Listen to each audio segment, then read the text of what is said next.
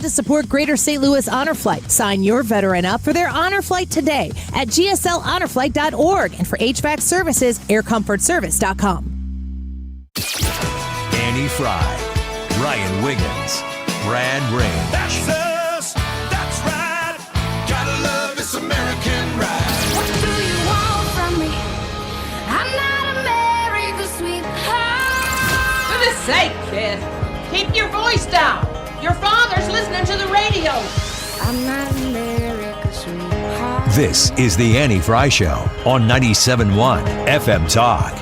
Happy Tuesday. It's almost April. That's pretty incredible. Hope you're having a wonderful day outside. Another beautiful weather day here in St. Louis. Poll question for today is about no kings. And I don't really know how to do this other than to say I don't really want to talk the whole show about no kings. Oh, let's talk at least half the show about no kings. And then the other half we'll talk about kings. I don't know if you gave me permission to say this, like HIPAA or whatever, but I just want everyone to know what I know, which is that Ryan Wiggins bragged about how medicated he is. I'm ready for the show now. Let's go. I got 3 hours in me. And then I'm going to die. So here's what's going to happen. He's going to crash at about 2 o'clock. You're going to want to be here, so don't go away. You too, Ryan. You know who else is going to want to be here? Mr. Oatmeal Cream Pie. Are you going to need one today? I could always use one. No.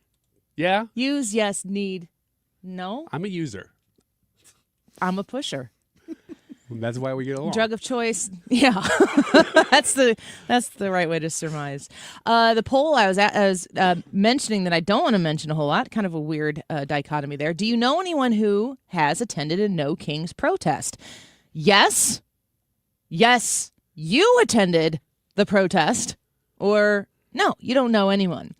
Asra Nomani is going to be on with us in 13 minutes. And she's a senior editor of investigations at Fox News Digital.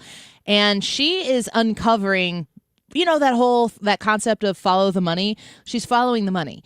And so we are going to listen to her, pull up a chair and listen to her talk about what she has learned about these protests and the funding and what the message is. Yesterday, I started the show with a Coach K, Coach Krzyzewski, a former Duke, very, very successful coach at Duke basketball. And he was talking about how do we continue the greatness of America. I feel like, and this is probably not even a fair objective thought, but I feel like if you're out there talking about how to keep going with America being great, that feels like a conservative principle. Yeah. But it's not. Well, it's just like the American flag thing. It shouldn't be conservative, but if you're for flying whatever the reason, American flag, do I know something about you? You probably do. You know that it's somebody who doesn't want the entire Western world to be destroyed. Do you know anybody who's on the left who takes pride in their country? I do. Yes. Like I know real people whom I love dearly who have a great sense of patriotism, pride in America, would cheer obviously for Team USA in the World Baseball Classic or the United States in the Olympics or whatever. Like the idea of the red, white, and blue through and through. I know people on the left who absolutely have that. I think what I'm saying is if you see an American flag, it doesn't necessarily mean that you're a conservative. It does probably mean that you're not a communist. So back to the No Kings protest. Yeah. And what we were talking about at the beginning of the show yesterday, we were talking about getting back to caring more about values and choosing to actually value something. And, we didn't talk a whole lot about that after I got done, I don't know, preaching or whatever that was. But listening to Coach K speak positively about the future of specifically this country, because this country is great. My challenge when I'm looking at any of these issues that are being discussed, we have Jim Carafano on at 105. We're going to talk about the Iran war. We talked about the Iran war last week with Jim Carafano, and he is oozing with praise for President Trump on how he has chosen, A, to even engage in handling it, and then B, the follow-through on handling it. He's very, very, very, very complimentary of the president and this administration. Hogan Gidley is going to be on with us at 1:30. I could talk about any policy that is in front of the American people, in front of Congress right now. I could talk about any of those things with him.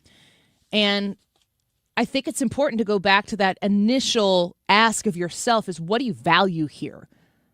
And I feel like looking at the No Kings protest, if I'm asking what do they value, I can't think of anything that isn't pretty much clouded in darkness. Yeah. That they're valuing there. They want destruction. Of what? Of Western values. Which are freedom of speech. They wouldn't admit this. They want no freedom of speech. They want, oddly, they want some sort of top-down control, which is not quite kings, but something like that. Centralized government. Thank you, Brett. They would want no capitalism for sure. I mean, that's like king evil. And then they want diversity for the sake of diversity. They want Isn't the diversity that they want, though? I don't think they want diversity. I think they're racists. And I say that very specifically in that the plea for diversity among that crowd is just anti-white. And it's not just white, it's anti-American white. Yes. Basically, they're trying to destroy the current power structure of the West. And they're doing that a lot of times through unfettered immigration. I mean, it's how fast can we destroy this? But even that is not because they want brown people in America. They're using, I mean, it is a capsulized form of slavery to say, let's open these doors to the people who need a different future than what they're, like, you could look at what they were living in certain circumstances and say they'd be better off here in whatever circumstances we provide for them, which to me could be something that an ignorant person would have said about slavery 100+ years ago. But when you think about the way the left has said, come here, come across the border, come for a better tomorrow. America is for everybody. But then there's no way for them to live within the system that they've already broken in order to get here. They have to be underpaid. That sounds familiar. They have to live under the circumstances of the masters that they serve if they want to stay. That sounds familiar. And at the end of the day, these people who come here, to the powers that be that want them to stay, the political activists left, if they stay, some of them will even count as people when they vote. I mean, that's racist. It just is. Now, if you're somebody who doesn't agree with illegal immigration and you're on the left, then you and I will probably agree that diversity in our country, the melting pot, you remember when the melting pot turned into the salad where it's like we're not melting together, but we're all coexisting together in something that is better because of the sum of its parts. That was kind of something. I feel like that came in the 90s or something. I was going to say the same thing. In the 90s, I still heard melting probably pot. A PSA. It was moving into 2000s. I started to hear, it's not the melting pot. Which is where a lot of the political correctness started coming in post Bill Clinton, his administration. When you look at our immigration broken system and you see how quickly and you see how easy it was to break it and how easy it was to fix it. What did they say the entire time, Joe Biden? They said, our hands are tied. We had a bipartisan solution and the Republicans were against it. The only thing that mattered while they were destroying the country, intentionally destroying the country, the only thing that mattered to these people was that you walked away thinking it was the Republicans' fault. That's all that mattered because power is all that matters to these people. If they get their way and these immigrants come into our country illegally and somehow or another they see it all the way through and they get the ball into the end zone and these immigrants begin to vote, they're good to go. It's done. And they know that. And if they all come here and they don't all get to stay, but what percentage of millions and millions of people here is still considered a win? They don't care about these people. They're using these people. And they're using these people at the expense of the American taxpayer, of the American citizen, of the American voter. That's what they do. And then they have the audacity to all assemble at these No Kings protests and claim racism because people like you and me say there's a way to come here. We'd love for you to come here legally. That's the end of the statement. Come through the front door, knock on the door, wait for me to answer it, and come in legally. Yes, we are a nation of immigrants, but there's a difference between immigrant and illegal immigrant, and they know it. I'm not telling a single person listening to the show right now something they don't already know. But it's worth highlighting that they use these semantics, and then they don't ever debate C. Charlie Kirk. They don't ever debate. They end debate as fast as they can, and then they go on street corners in organized, paid-for fashion and throw toddler temper tantrums so it looks like the squeakiest wheel that you've ever heard. I don't know that Donald Trump and this administration have all the solutions to all of the problems that we're facing. I don't know that. I feel like he's doing pretty well. I feel like he has the courage to do the things that need to be done. And I feel like in my lifetime, born in 1984, yes, I'm a Reagan baby, don't remember a whole lot of Reagan's administration, considering he was done when I was, 6 or something like that. Well, he went 84, 88. Yeah. Don't have a recollection of that. Many stories that my dad told me over the course of time about Ronald Reagan, as I'm sure a lot of you might be able to relate to. I remember from my own personal experience, Bill Clinton, but not for the politics. Right. And, you go from there, George W. Bush. I have a sentimental value in my heart for how George W. Bush reacted after 9/11, but I know that's even complicated right now. When I watch President Donald Trump administrate, he's the ballsiest, bravest leader that I've ever witnessed in my 41 years of life. He's going to make mistakes. I understand that. But it seems to me that in term 2, where he has no re-election to win, probably, just kidding. It seems as though he has a clear-eyed focus on the right thing to do, and he's unfettered in his doing it. And I suppose that if you were on the other side and you didn't have a better policy to offer, maybe I'd throw a temper tantrum too. Have you been to a No Kings protest? Do you know somebody who's been to a No Kings protest? YouTube.com/@AnnieFrey to vote. You can also text us your thoughts at 314-241-9797. We'll be right back.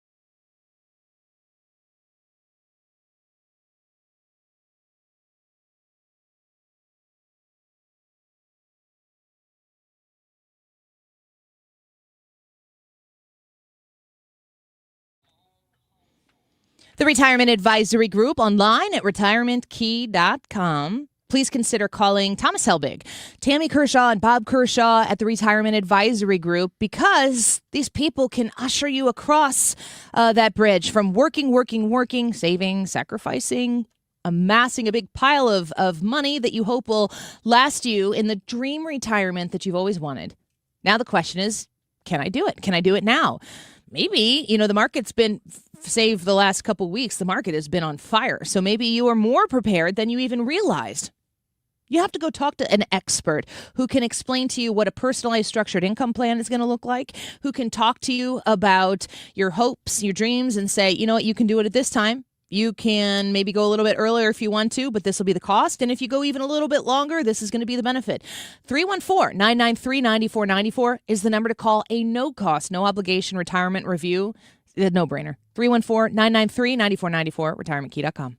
Hey guys, Glover here with my very, very good friend, Dr. Kathy Maupin at BioBalanceHealth.com. If you have reached that certain age and you're just not feeling very well and nothing's working the way it used to work, go see Dr. Kathy. She is not only a medical doctor, she is a patient of this bioidentical hormone replacement therapy. It absolutely works. It's a long-term solution. She is an artist when it comes to helping you with your hormones. BioBalanceHealth.com for Dr. Kathy Maupin. Many of you know that my inspiration for becoming an accident attorney was my brother Tim, who was rendered a quadriplegic at age 18. I didn't know what a personal injury lawyer was or what they did, but I soon did. Tim was treated terribly by the insurance company, and I became enraged. It was a constant delay and deny. I'm John Morgan of Morgan & Morgan. Tim later worked with me for 27 years. Last year, my hero died at age 65.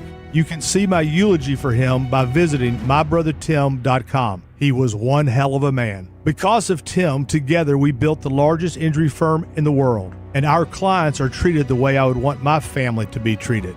At Morgan & Morgan, nobody is a nobody and everybody is a somebody. If you need our help, visit forthepeople.com on your phone or computer. See you soon, Tim. Morgan & Morgan, forthepeople.com. Injured? Dial Pound Law or visit forthepeople.com for an office near you.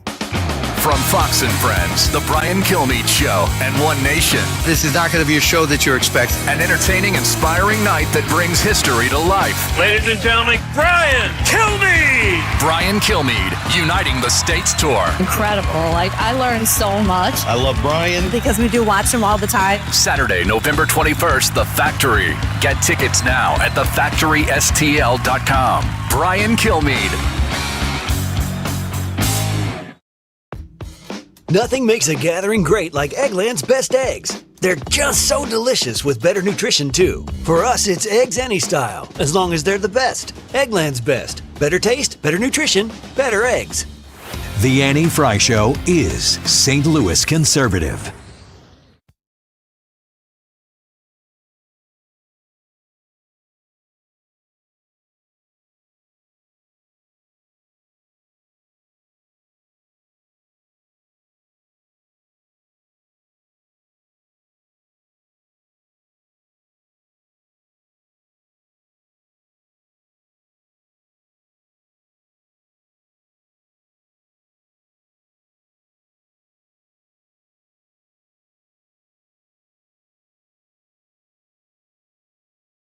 All across the U.S., thousands of No Kings protests in all 50 states.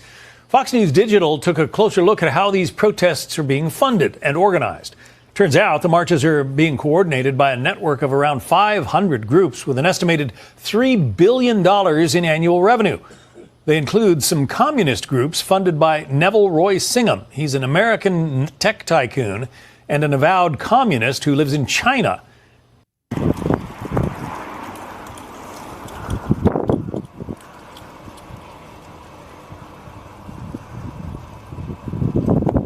So you got a video on this this No Kings protest situation where you got people loading signs and stuff into trucks. And we've seen these protests over and over and over again. And, you know, it's important to point out here in St. Louis that Ferguson, you know, we all remember Ferguson. It was kind of what feels like the genesis of Protest Inc., where all of a sudden you saw things and it's like, gosh, this doesn't really feel like Ferguson or St. Louis. All of a sudden it started to feel like something else. Something else swarms in on a cause and then kind of just takes it and makes it their own thing. And then the rage happens until it doesn't. How does this happen? How does it continue to repeat itself in a very similar fashion from protest to protest to protest happening across the world, you might even add? Let's get to our next guest here, Asra Nomani, senior editor of investigations at Fox News Digital, author of Woke Army, the Red-Green Alliance that is destroying America's freedom. Asra, thank you for being with us today. It's good to have you back. Oh, thank you so much. I think my next book is going to be protesting, right? I'm on the streets every weekend, and I'm tracking them like I used to cover the airline industry for the Wall Street Journal, and that's what I feel like I'm doing again, is covering an industry. So talk to me about the No Kings protests that happened this weekend. A lot of consistencies from everywhere around the country, but even across the world, and then possibly, I would think, consistencies to previous protests that have taken place. What have you learned, Asra? Yeah, well, I want to frame all of this conversation with this concept that's really helped me. There's a communications expert that I talked to who said that there's a phenomena that they often try to create of the myth of the marching millions in order to push forward a cause, an idea, an ideology even. And so what I've observed over a decade now of being on the streets, reporting on these protests, is that there is a system that is very coordinated and pre-planned in organizing these protests. It's almost like the wedding planning industry. You have a run of show. You have your props. You have your music. You have your stage planned, porta johns in case there's more people than the little crowd.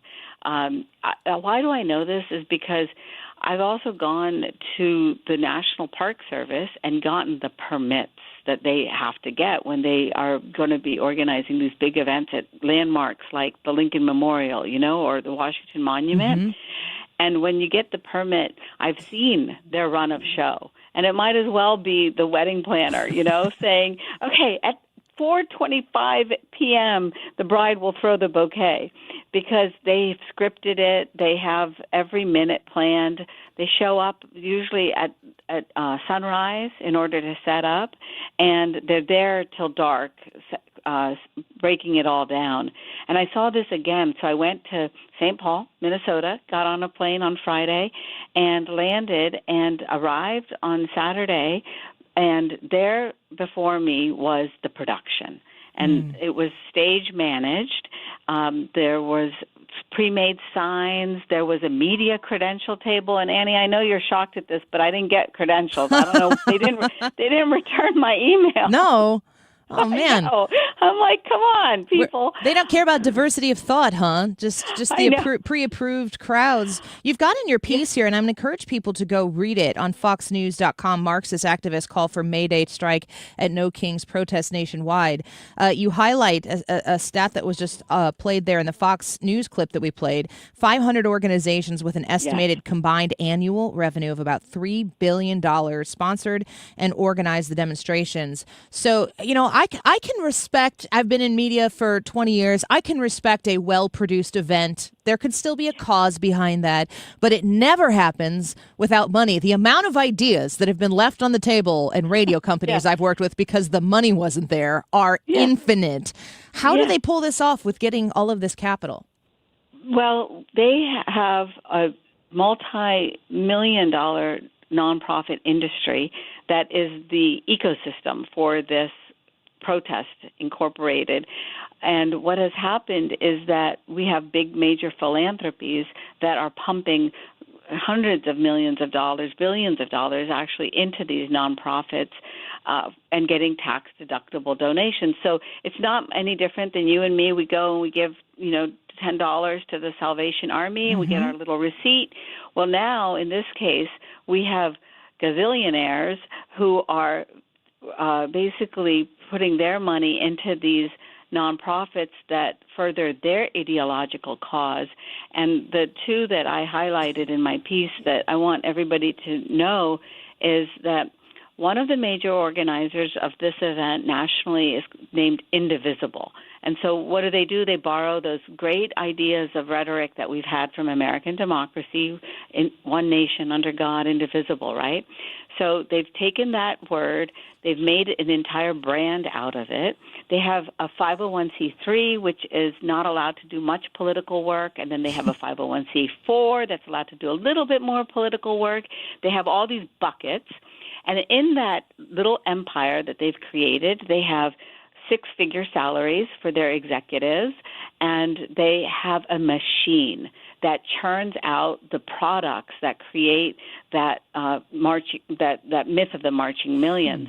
The digital toolkit, the graphics, the social media graphics. I've got all of them. They put it up on Google Docs. I make a copy. I've got it archived for that library I'm going to create one day to the protest industry. Protesting. Yeah, that's next to the museum of all the signs I've collected.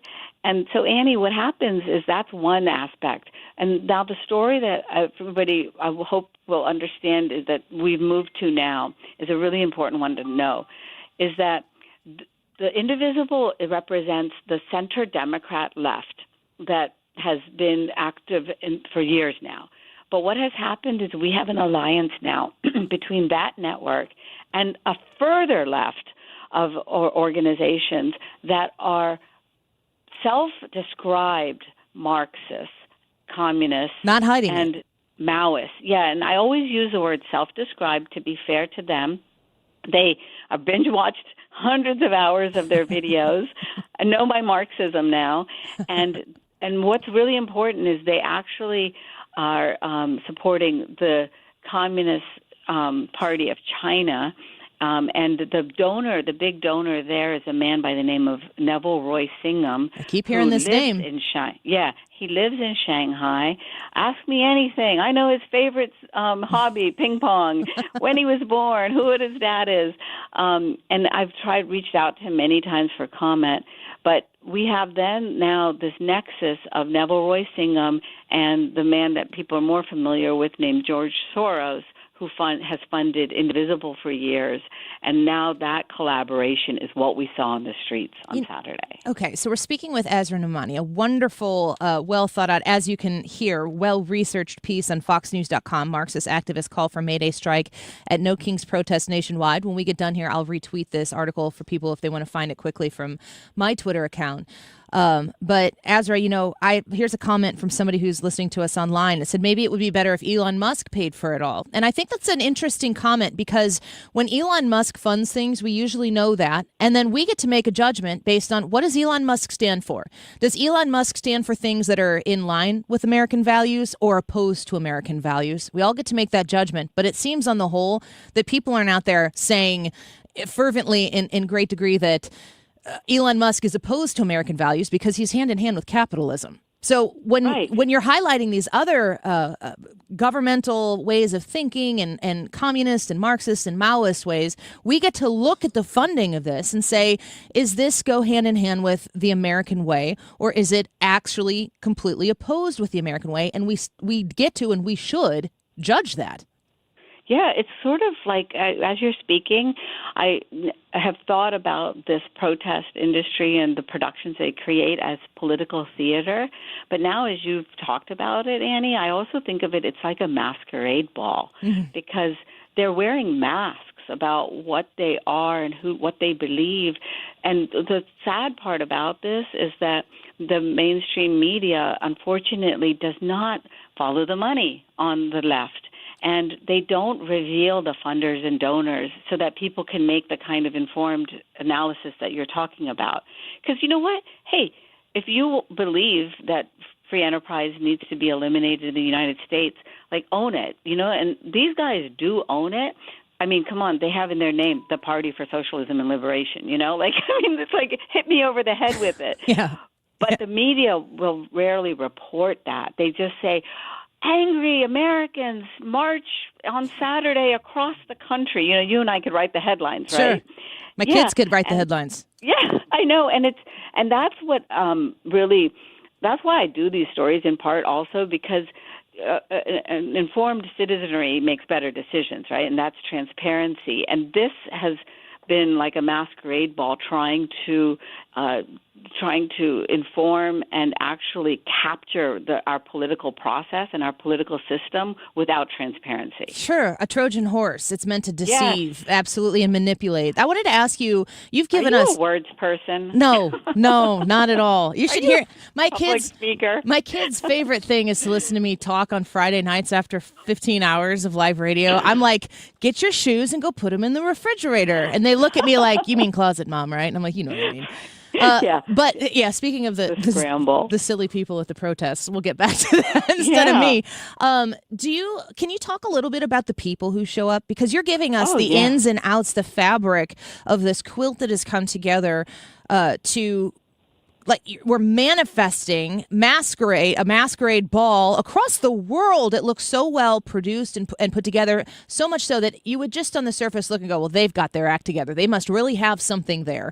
But then there are so many people who show up. They do man on the street interviews, Jesse Waters, and sends his producer out there. And I watch every second of those Johnny clips, those man on the street things. I can't get enough of them. But they don't have any idea what they're doing out there. They're just mad.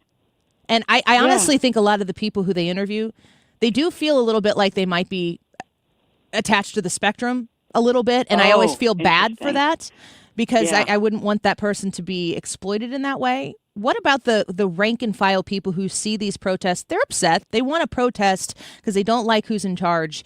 And they get there and they're kind of in over their head.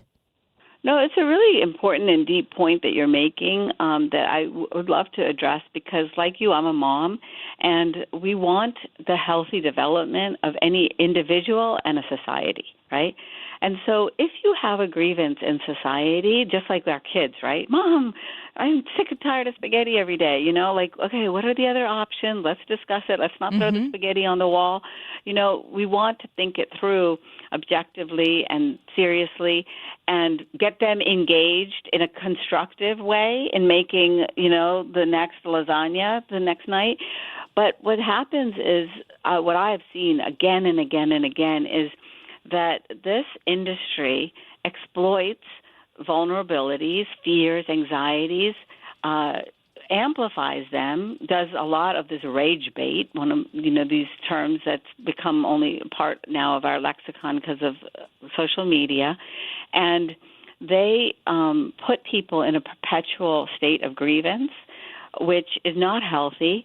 And what I've now come to understand from a global perspective is the funding of individuals like Neville Roy Singham into this American ecosystem is really important to understand because Neville Roy Singham has aligned with the Chinese Communist Party. I literally have a 5-part series last week where we place him in Shanghai at the Golden Tulip Hotel. Annie, I'm going to keep repeating the Golden Tulip because until I get there, I love that name. We live for details like that. Sure. And there he is standing there, Annie, and he talks about how the conference attendees must work together to create a new world order that is aligned with the Chinese Communist Party and its President Xi. And so that was my first evidence of him articulating directly his ideological goal. And why does it matter is because we documented $200 million plus that he's pumped into the organizations that then participated in Saturday's march. Just to close the loop on that idea is just that when I stood there then, Annie, I saw those people, many of them vulnerable folks like you described. Some of them, I even asked them themselves, so you're a relic of the Cold War, some of them like that. And then young folks who believe in communism. Yeah. And I watched them, and they were marching with the signs that are repeating the propaganda words of our adversaries, calling America a fascist state. Yeah. So the last concept that I'll just introduce is that propaganda experts call this information laundering. So they are using our people and our organizations in America to launder their propaganda that's anti-American. A lot of ideas there. I know. No, we would keep you for the rest of the show if we could. Ryan, my co-host, is begging to ask one question. If you have time for one more quick question, of course. Yeah. Asra, I'm so interested in the investigation that you're doing. So just really quick. And you talk about following the money, and you're talking about a lot of this is foreign money, which is really interesting.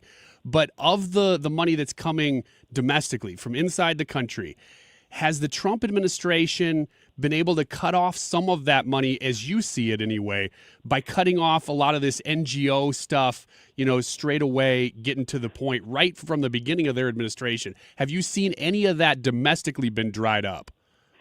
I have not seen it dried up, Golly. Ryan. Yeah, because what is on the horizon, was in the horizon, on the horizon, is the fact that the Treasury, State Department, and Justice Department are all investigating this nonprofit network to see if they're breaking any of our tax laws and the laws that require you to register as a foreign agent if you're articulating the propaganda of a foreign nation.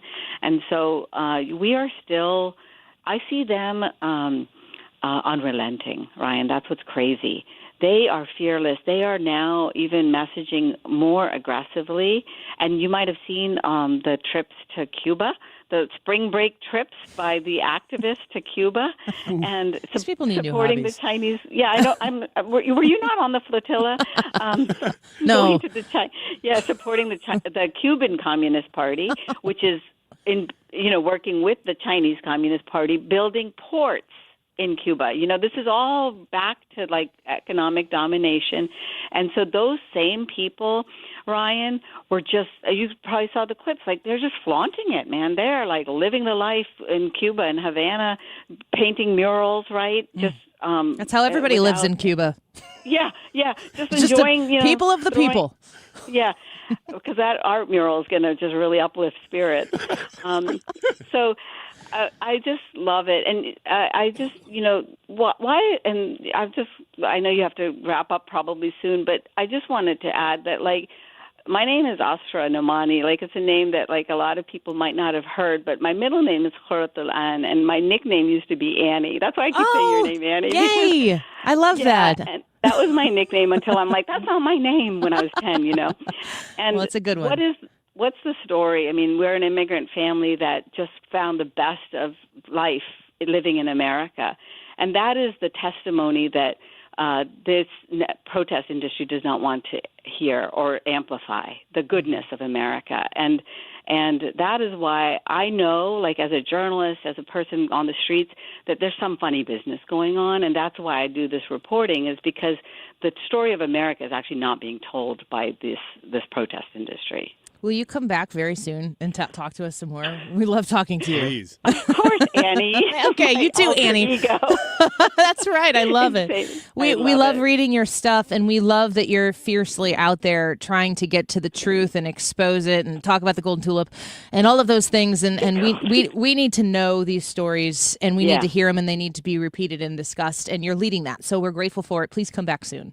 Absolutely. And you are ground zero, because from Ferguson to Gaza, from Ferguson to, that became the mantra. Yeah. And so you're such a critical part of this history. Well, thank you so much. We'll have you back All very right. soon. Take Have care. a great day. You as Okay, well. Bye-bye. Bye. Bye-bye.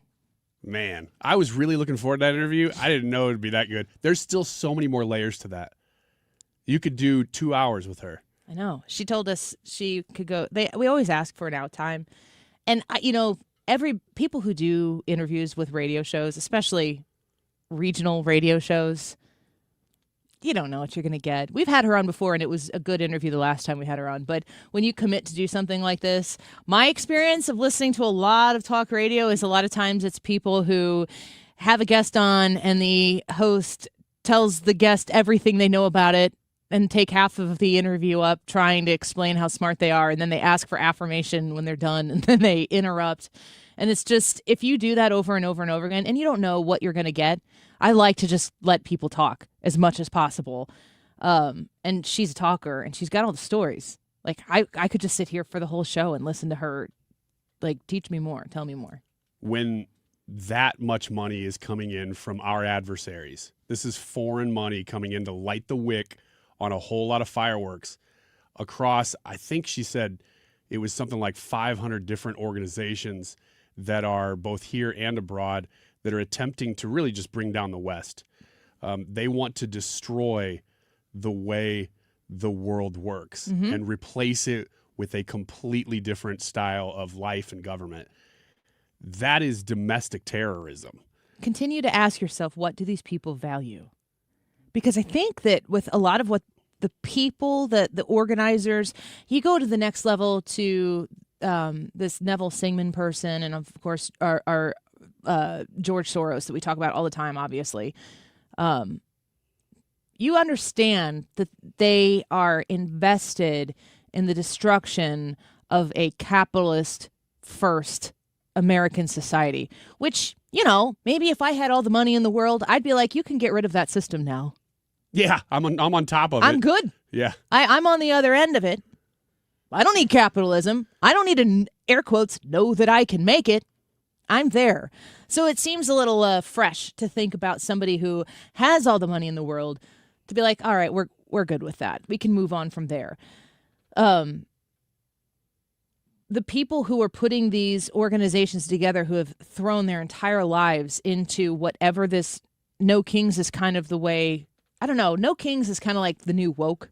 It kind of is an umbrella that covers a whole host of different things. It seems as though the purpose and the intention that the organizers are trying to achieve here, it doesn't feel like a positive end goal. It feels like the destruction that needs to occur for the chaos that would remain would be the celebrated end goal. And that's terrifying. The scariest thing to me is not that these people exist or even that they're being funded. It's that there is one of two major parties in this country that completely caters to them. They actively seek the support of these groups and people. And that's the destruction of America. No matter which way the wind changes. Yes. Which is how you know they don't have a value. It's more of a state of disarray that they're seeking out. They had 4 years of Joe Biden. It didn't seem calm and cool then.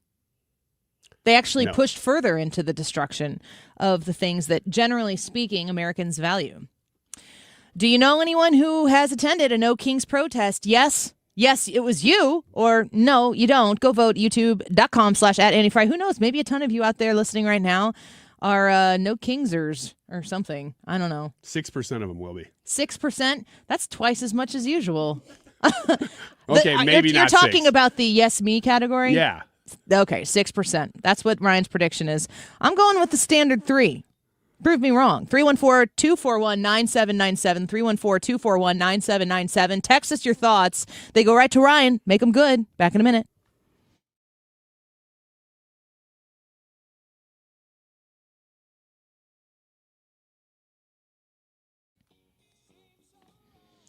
Todd Sivia of Sivia Law is going to help you go through your estate plan that you've already created that you haven't had looked at in a really long time.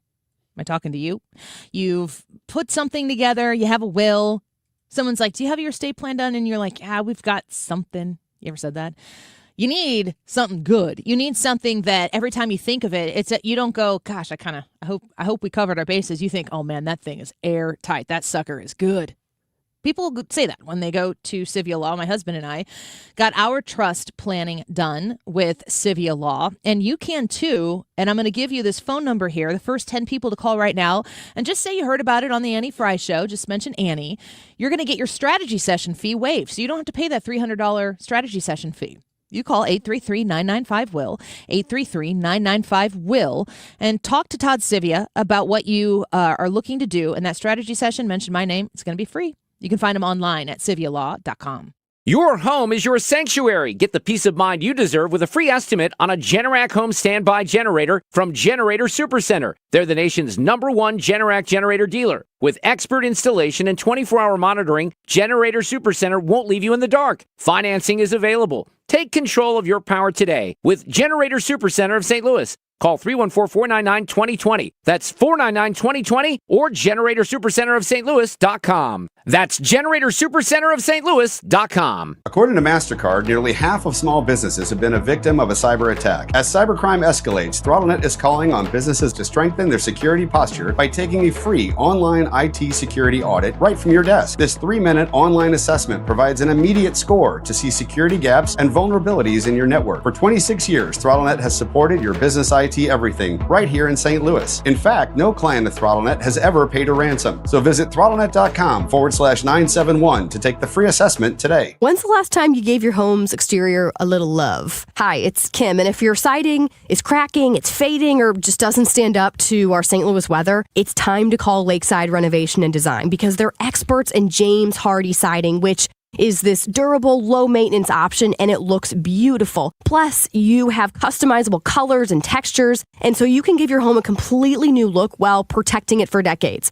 Don't wait until the small problems turn into big ones. Visit lakesideRD.com to schedule your free consultation. Hey, it's Mark Reardon. I'm with Stewie from Stewart's American Mortgage, and if you're thinking about refinancing, he has some great advice. Mark, this is a great time to refinance. If you financed over the last 3 years, you're probably paying a higher rate. Take advantage now. Refinance with the Bagel loan. No closing costs, no title fees, no lender fees, nothing. Bagel looks like a zero, easy to remember. For those of you folks that are waiting on the sideline and saying, hey, maybe the rates will go down more, I'm going to wait. Take advantage now. A bird in the hand is better than two in the bush. Refinance, get the cash out you need, get a lower rate, maybe even go from a 30 to a 20 year and keep that payment the same. All with the Bagel loan. This is a quick process, right? We close in 10 days. We send a notary out to your house to close so you don't have to take off any time from work. It's easy. It's simple. Bing, bang, boom. Your home is the biggest investment you're going to make in your life. Deal with somebody local, somebody has a reputation, somebody has accountability. I'm here in town. You can call me or text me after hours, weekends, whenever it's convenient for you. Call or text Stewie at 314-324-4440 or Google the Bagel loan. NMLS number 226715. There's no better way to upgrade your backyard than by calling my friends at Chesterfield Fence and Deck Company. Mark Cox here, locally owned and operated for 58 years now, and it is a sign you have the very best because they're so proud of what they do.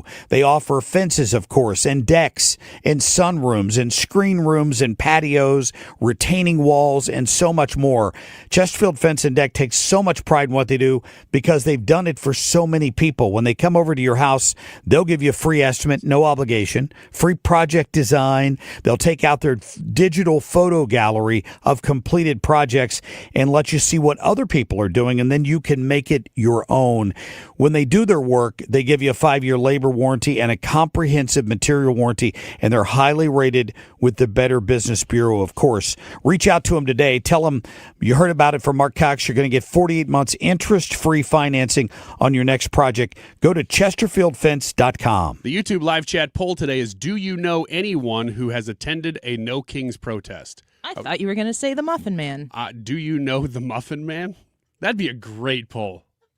I'd love to see how that turns out. Who's the 3% on that one? 3% go, there is no Muffin Man. Leave me alone. I hate fun. The Muffin Man is a communist. Do you know anyone who has attended a No Kings protest? I was just talking to Annie off air. I do know somebody distantly, but I have somebody in my Facebook feed who did. So let us know if you know somebody or you did. Either way, let us know. It is 12:50. This time check is sponsored by Jerry Kelly Heating, Air Conditioning, Electrical, and Plumbing. It's time for a $98 AC tune-up. JerryKelly.com. You're listening to The Annie Frey Show. 97.1 FM Talk. St. Louis Conservative.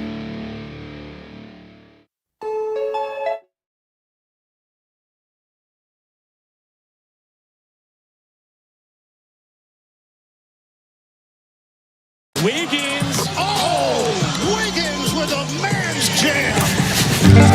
I think our comment section on YouTube is broken. Kenneth said, haven't posted in a while, but just want to say, in all caps, Brian's the best. Oh, that's not broken. I'm going to have to email YouTube. Thanks, Kenneth. Thanks for using your full name, too. I'm not even going to call you Ken. Are you Kenneth? Is that your fake I am profile? not Kenneth. Now No. that Hannah's gone. Anyway. Yeah. Longtime joke that I am Hannah online, our former producer. You two look exactly alike. Yeah, that's my burner account. Anyway, these are things that you should never cheap out on. And I am taking this seriously because I tend to cheap out on things all the time. But you're getting better. You're recovering. I am getting better. The older I get, the more wealth I accumulate. I'm not willing to cheap out on getting cheap. No, I think you've learned your lesson. Toast. I'm going to get good bread from now on. I'm Stuff gonna like get that. Killer bread. Little things like that. What are they? We're running out of time. All right, number 1, new household appliances. Boy, have I been in the business of new household appliances. Major household appliances like refrigerators, freezers, ranges, ovens, washing machines, dryers, and dishwashers can set you back many thousands. But according to research, skimping on quality or buying used can be a huge mistake because you're not going to get much life out of those things. How annoying is it how short of a lifespan these very expensive things have these days? It is very annoying. It's very frustrating.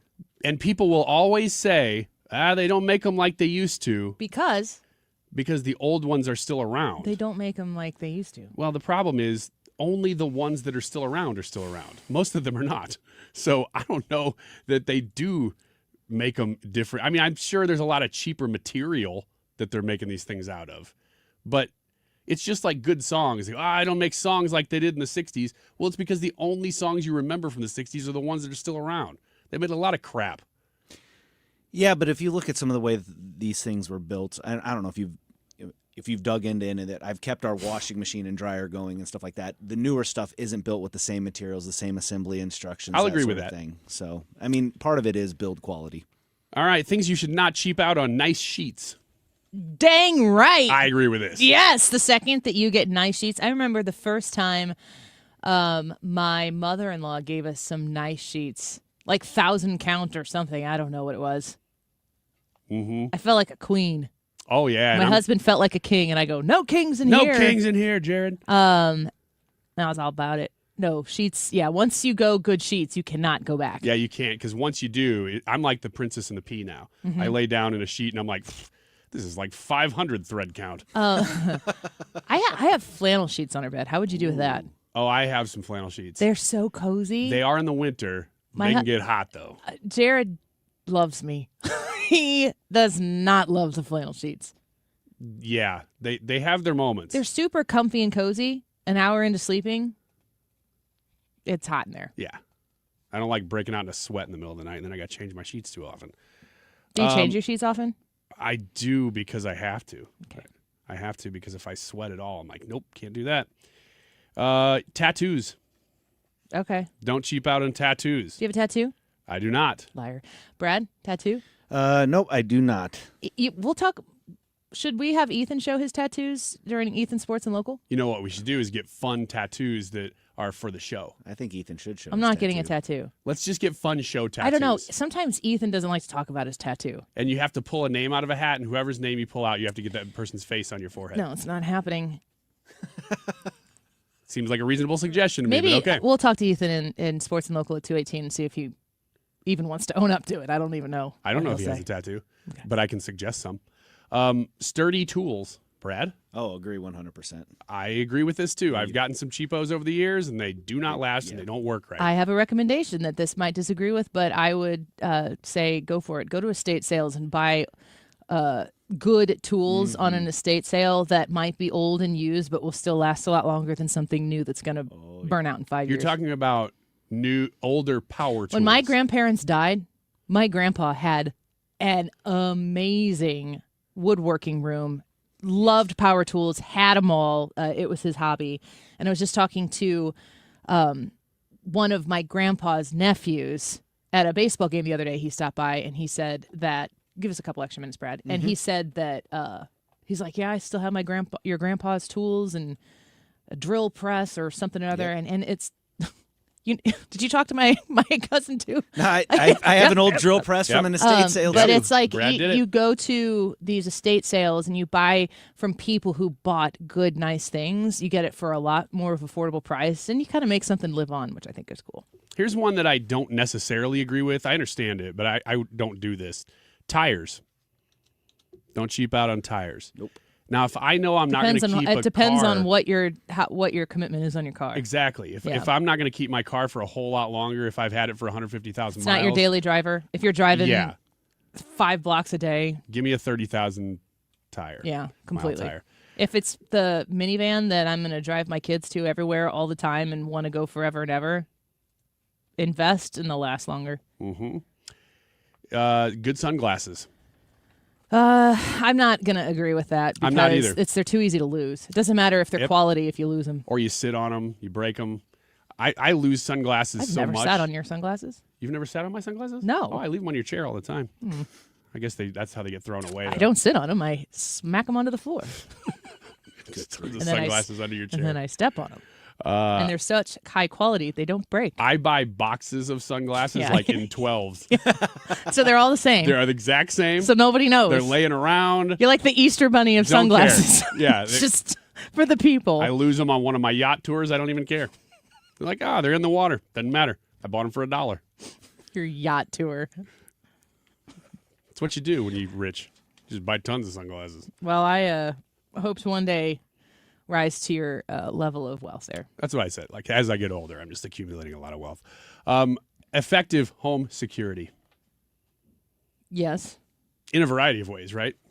Yes. I was going to say, I've got it in a 9, a 22, That's what a it 12, says. a 20. There are many ways to secure your home. A beware of dog sign is available for just a few bucks, but there are many other ways as well. Oh, my dog will go ham the second she sees you. Me? Maybe. If I'm wearing my sunglasses? She's going to wear your sunglasses too, the ones you left the last time you came over. Yeah. Don't care.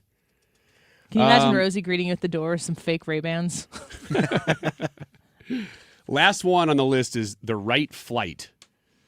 Get a good flight or get good seats. I wish you would have said this earlier, because I've done flights that have layovers, and when I'm sitting in the airport on a layover, and I think to myself, how much money would I pay someone right now if I could be at home right now? And it's always a lot of money. I should have just gone for the better flight.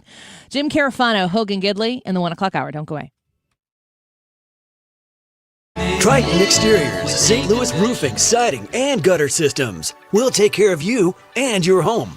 We're #1 in the Ladue, Kirkwood, and Webster area. James Hardy certified. Visit triton.stl.com to be connected with a James Hardy expert and receive a free estimate. Triton-stl.com or call 314-717-1159. That's 314-717-1159.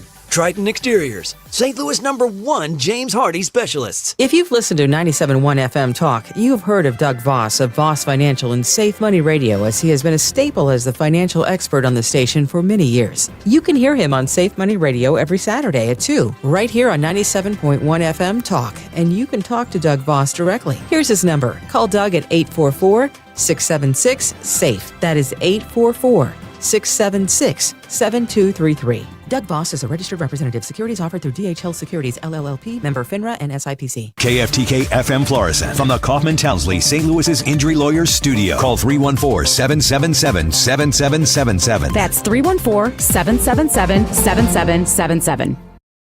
On Wall Street, I'm Lisa Brady, Fox News. The Dow soaring more than 900 points after encouraging reports about possible off-ramps in Iran. President Trump just got off the phone with the New York Post reporter Stephen Nelson. He told him we will not be in Iran too much longer. Fox's Peter Doocy at the White House. President Trump also reportedly willing to consider an end to fighting, even if demands about the Strait of Hormuz are not met. We are now into the 5th week of epic fury, and the president's 4 to 6 week timeline for the entire operation to begin and occur and end can still hold, even if the Iranians do not fully open the Strait of Hormuz anytime soon. But earlier, the president posting pressure on U.S. allies over lack of support for the fighting and singling out the U.K. Despite a series of disagreements between the president and British Prime Minister, King Charles is going ahead with a state visit to the U.S. late next month. It follows President Trump's second state visit to the U.K. last year, a repeat engagement no U.S. president had done before.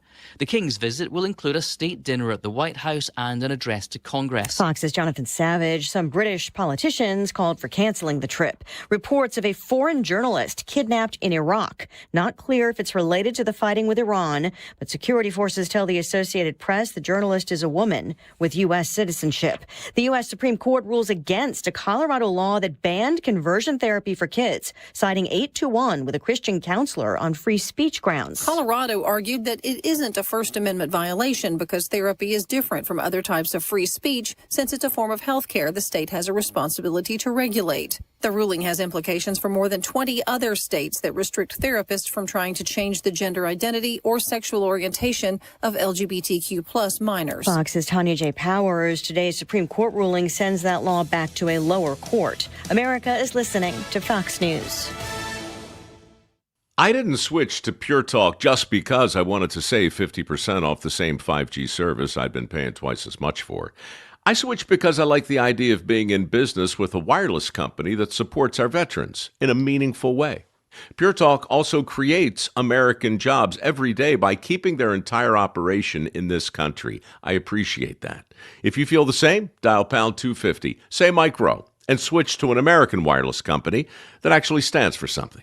Pure Talk. 2 words: prostate exam. Did your butt just clench? Relax. Screening starts with a simple, finger-free blood test. Around 1 in 8 men in the United States will be diagnosed with prostate cancer in their lifetime. But don't clench. Prostate cancer can have over a 99% 5-year relative survival rate when caught at a localized or regional stage. If you're 40 or older and have a prostate, visit RelaxIt'sABloodTest.com to see if a PSA blood test is right for you. Talk to your doctor about screening and next steps. Sponsored by Novartis. Air Comfort Service, heating, cooling, and insulation. Weather. Partly sunny, windy, and warm, maybe a spot shower or thunder shower. 86 for the high, the record's 87. Close call. Periods of rain developing tonight, a couple of rumbles, 60. Unsettled weather pattern, periods of rain, a couple of thunderstorms on Wednesday, 75. Keep that going Thursday, Friday, Saturday, but let's dry it out for Easter Sunday. This is 97.1 FM Talk. Chief Meteorologist Dave Murray. The Annie Frey Show is sponsored by Air Comfort Service Heating, Cooling, and Insulation. Air Comfort Service is celebrating 56 years of residential and commercial service, maintenance and installation, and heating and cooling systems. Get in your comfort zone. AirComfortService.com. Annie Frey, Ryan Wiggins, Brad Rain. That's us. That's right.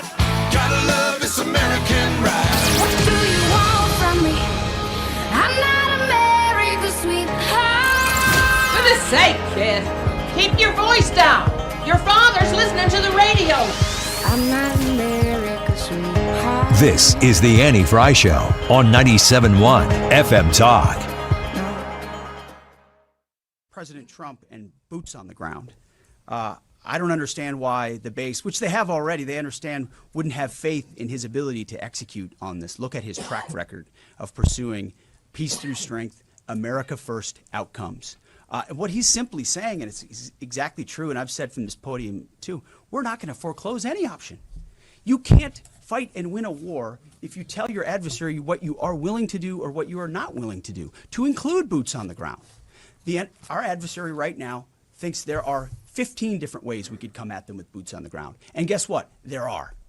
So if we needed to, we could execute those options on behalf of the President of the United States and this department. Or maybe we don't have to use them at all. Maybe negotiations work, or maybe there's a different approach. But the point is to be unpredictable in that. Certainly not let anybody know what you're willing to do or not do.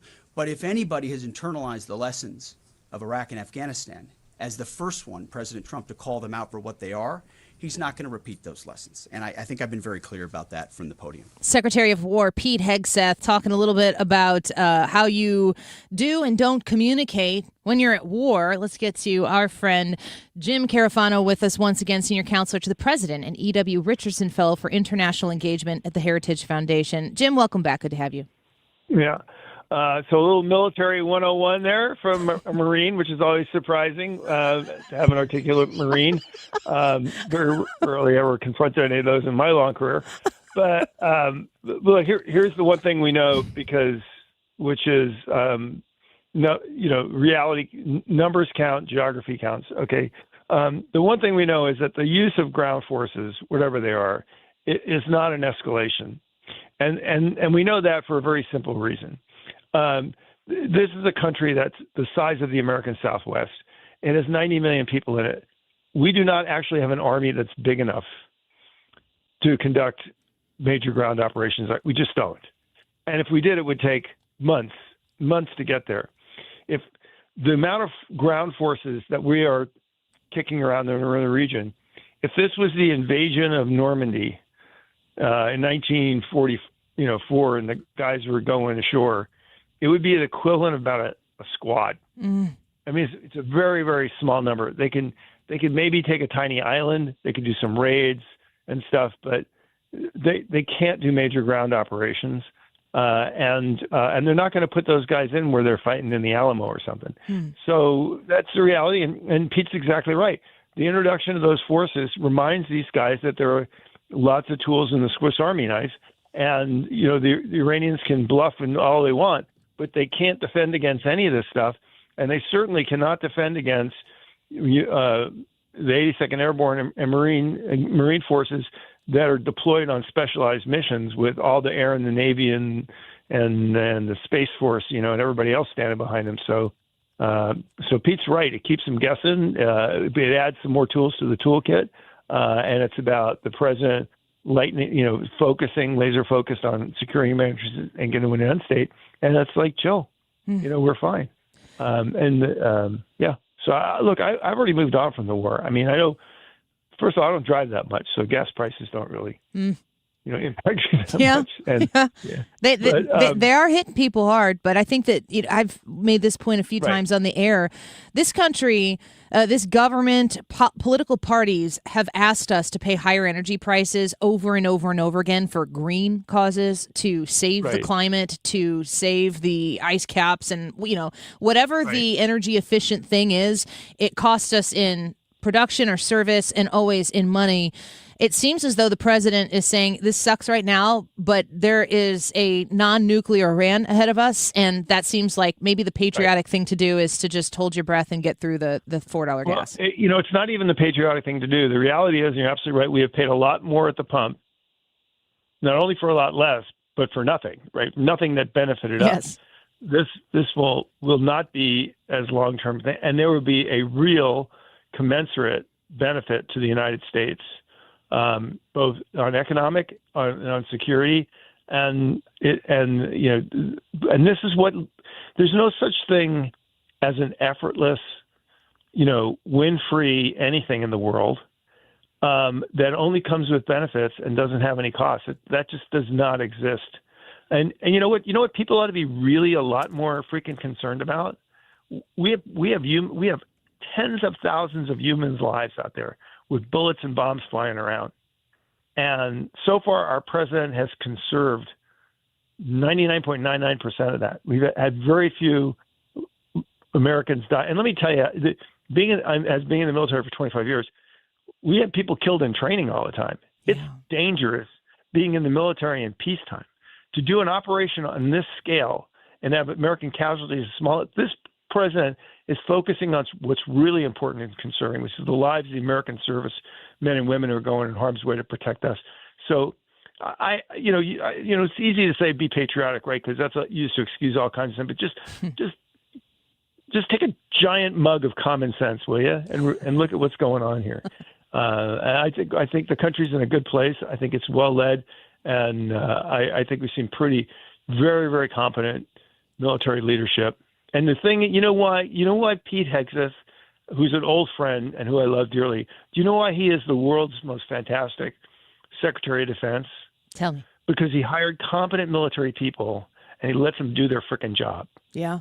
Yeah, I was going to ask you about that. The benefit or potentially drawback of these press conferences where you have him there and, the Joint Chief, and you've got an opportunity for the press to ask questions, and Pete Hegseth presents it as if he knows every inch of this war, and he knows all of the options that are in front of him, and he's willing to engage in these conversations and push back against silly reporter questions. Is that productive, or is it just a necessity of being in a democratic republic? Well, I think both. So, the civil military relations are a very, very difficult and complicated thing because you cannot outsource responsibility as a leader. So you're a civilian leader. You can't say, well, the military's fighting the war. That's not my job. You have to understand what they're doing. And as a military guy, you bring all the competence to the table, but in the end, you're not the one that's responsible to the American people.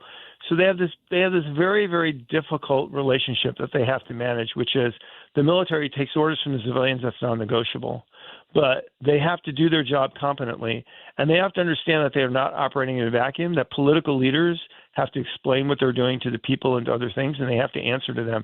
So they have to be super competent at their job, and they have to understand the political environment in which they live. And conversely, political leaders have to understand that they're responsible for the politics and the leadership, and they can't play general and tell them, but they have to understand what is practical, feasible, and suitable in military operations, and not ask the military to do the impossible or make these guys lie or whatever, or anything else.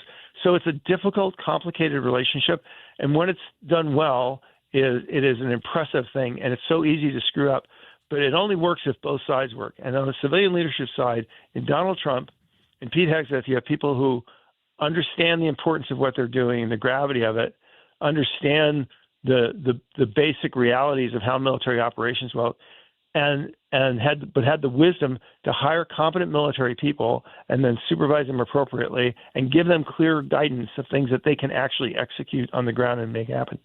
So one of the reasons why I don't talk a lot about regime change is the problem with that as a scenario, because everybody's like, oh, well, all our problems will solve. We get to regime change. But okay, so what does it take to get to regime change? Another 10 weeks of bombing, another 100,000 troops? You don't know. Mm-hmm. Nobody knows. And so the question is are you endlessly going to throw things at a bottomless pit in search of an objective that you never know if you're going to get or not? Or are you going to look at it and say, what are my vital interests? Getting rid of the nuclear program, getting rid of the missile program, getting rid of surrogates. And that's what's important. And if I can achieve those goals and I know what it takes to do that, do I stop? Because that's kind of responsible. It's not to keep throwing money at the poker table, hoping that you're going to, win the big roulette wheel thing or something, or just keep throwing nickels in there. It's like, figure out what you need. And when you get to that, think cautiously about throwing stuff away to try to get to something that'd be nice to have. Jim Carafano speaking with us right now. I'm thinking about the communication, the strength of presence that Secretary of War Pete Hegseth has when he speaks. He was speaking again this morning. There's one thing that he does as boldly as he does anything else, as he speaks on any particular part of a mission or possibility of something that could happen, and it really agitates a certain group of people. But he is very unapologetic about bringing his faith, his request for Americans to pray for our military, our members. And I'm just wondering, in 2026, I mean, it's kind of jarring to hear it, but I'm a Christian and I love every bit of it. What are your thoughts on his willingness to talk like that? I always kept my faith in my holster when I was in the military. And one of the things I always did was, I always had the chaplain come to the field. We always had prayer service in the field. And guys didn't have to go if they didn't want to. That wasn't the point. The point was, that's part of that, the Psalm 27, I think it's Psalm 27, where it talks about, going and relying on God to. It's what keeps you sane. I got to be honest. It's not even just about professing your faith. It's like you have to have this belief that there's a greater power that is watching over you. Because this is the costs and the difficulties and the trials of war are too much to bear on your own shoulders. They just are. So I understand where he's coming from. If people don't like it, tough. The Constitution said freedom of religion. Didn't say freedom from religion. Didn't say that the government is going to protect you from anybody talking about religion in anybody's presence. I mean, so get over it. Amen. Yeah. Amen to that, Jim Carafano. Amen. No, I appreciate that because that separation of church and state thing that is not in the Constitution always frustrates me. There's some reports on X, which means that they're not true or could be partially true, that are talking about oil tankers right now cruising through the Strait of Hormuz, that there is some progress there. Your thoughts on this area of the conflict and how it may or may not be managed here in the near future? Well, the straits have never been truly closed. There have been tankers moving through the straits, and also there's been oil and gas moving other ways. So this whole notion that somehow the world's grinding to a halt is not true. A lot of this oil stuff is just speculation and really, really bad decisions on part of a lot of people that all of a sudden they're turning around and they go, I have no gas, I have no oil, whatever. And like you're the UK, you literally have oil sitting in the North Sea that you could drill, and all of a sudden you wake up and go, oh, I have no fuel for my jet planes. Well, how did that happen? I think all that's I think all that's going to be fine. And the other thing is, look, as soon as the war stops. As soon as when we stop, the Iranians have no excuse, have no reason to keep the Gulf closed. So I think it'll open up. And the other thing is if they really want to play this game out, there's two things that we can do. One is we can stop their tankers from leaving the Gulf, and they can have no oil exports and no revenue. That's a trigger we can pull. And the other is I think we're going to degrade so much capability that they're not really going to have the capacity of blocking traffic through the Gulf. And if military ships want to escort ships safely through the Gulf, that would be eminently possible. So this is not going to end well for the Iranians. I know we all want to cheer for Donald Trump to fail. I get that. But I don't think it's going to happen. And the other thing I tell you, which is important, is I love Pete. He's great, right? And but you know what people vote for? People that win. Yeah. Everybody thought Don Rumsfeld was cute and blunt and wonderful, and until we bogged down in the war in Iraq, and then nobody had time of day for the guy. Same thing with FDR. He's a wonderful man, but if he hadn't won World War II, people will remember this. You got to win. You cannot. This is not. I'd say this is not a late night talk show, but watching people abandon late night talk shows, I guess it does show that performance matters. But this is not performance art. This is war. At the end of the day, the people that get respected and listened to are the people that win, not the people that get style points. Last question before we let you go. And I ask this because of your wide breadth of experience of understanding the way the world functions and all the different nooks and crannies. There's a No Kings protest that took place this weekend, and we're talking kind of about the merits of No Kings throughout the course of this show. But I just wanted to ask you, of all the different places, all the different governments in the world, Donald Trump, is there anything he's doing that is king-like? No. No, and laughter. And then we have these posters of Stephen Miller around town wearing a No King sign. It goes, he's not even in charge of anything. He can't be a king. So look, it's all performance art. I mean, it truly is. I mean, this is all bought and paid for stuff that would not have been happening if people didn't have many millions of dollars to spend on nonsense. Yeah. Well, I think that's well said. Jim Carafano, a delight to have you on, as always. Thanks for being with us. Thank you, my friend. Talk to you soon. Bye-bye. Senior Counselor to the President and E.W. Richardson Fellow for International Engagement at the Heritage Foundation. Nobody says it like Jim Carafano, so great to have him on the show with us. Tell us in the YouTube poll, I just peeked at the results a little bit to make sure that everything was going swimmingly. And Ryan made the prediction, what did he say, 8%? 6%? 6%. He thinks 6% of our audience is going to vote that, yes, they were at a No Kings protest. The poll is saying, do you know anyone who has attended a No Kings protest? 3 options, yes or no, or yes, you know someone. You went to a No Kings protest. Go vote and tell us what you think. Got 169 votes in there right now. So let's keep them coming. Come to the Annie Frey YouTube channel. And in the live broadcast, you can vote in the live chat poll. But you can also text us on the Annie Frey Show text line. We would love your thoughts there. We'll feature some of those when we come back with Ryan. 314-241-9797. 314-241-9797. Hogan Gidley on the Annie Frey Show in 10 minutes. A lot of people are getting their air conditioners tuned up and ready to go for the summer, and we're getting a lot of calls of people saying they want a second opinion, to have us come out and requesting us to come out there and take a look at their air conditioners. They've been told that they need a new one, and the repair is quite costly, and it might be best for them to replace the air conditioner and then repair it. If you're in that situation, please give me a call, because there is truly some opportunities here for you that we could save you lots of money, because I'm sure you're going to be shocked. We have the equipment that still works best for you with your budget. It's pretty much the best. It's what I would put in my home. It's what I would recommend. Give me a call. It's Bart Inman. One easy number, the easiest number in Missouri and Illinois. That is 314-293-2600. Or the online thing, and that is bartinman.com. That's Bart with a B, Inman with an I.com. God bless. Hey, it's Mark Cox. Take your lawn from good to great with my friends at Lawn Enforcement. I'm talking expert lawn care services to keep your lawn in order.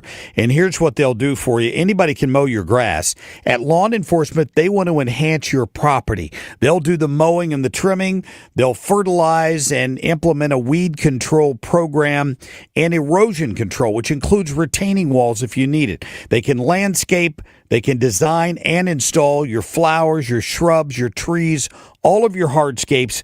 No project is too big or too small for my friends at Lawn Enforcement. You can check them out online at yourlawnenforcement.com. So instead of envying your neighbor's lawn, your neighbors are going to be wishing they had the lawn and landscape that you have. Go ahead and enjoy your space. Be proud when you entertain your friends and your family.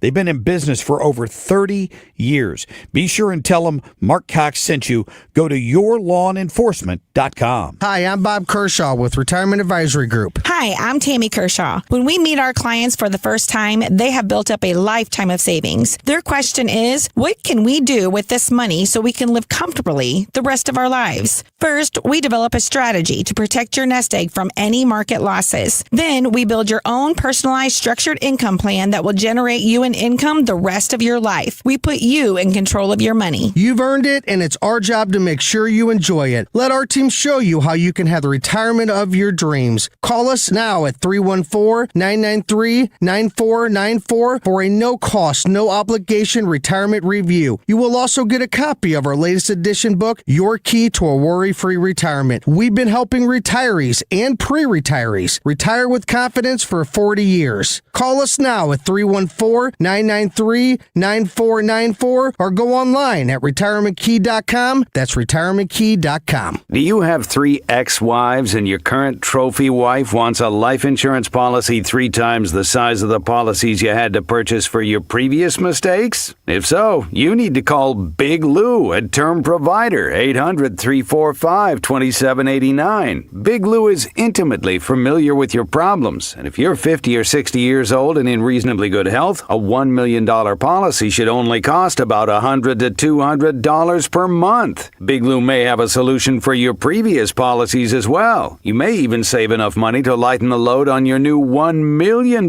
policy. Remember, call Big Lou. He's like you, except he's only on number 2. Call Term Provider at 800-345-2789. That's 800-345-2789 for $1 million in term life insurance that you can live with. Call Big Lou at 800-345-2789. Don't let tax refund worries hold you back. File now with TurboTax on Intuit Credit Karma. They'll find every credit and deduction to help you get every refund dollar you deserve or your money back. Start filing today in the Credit Karma app. You're listening to The Annie Frey Show on 97.1 FM Talk, St. Louis Conservative.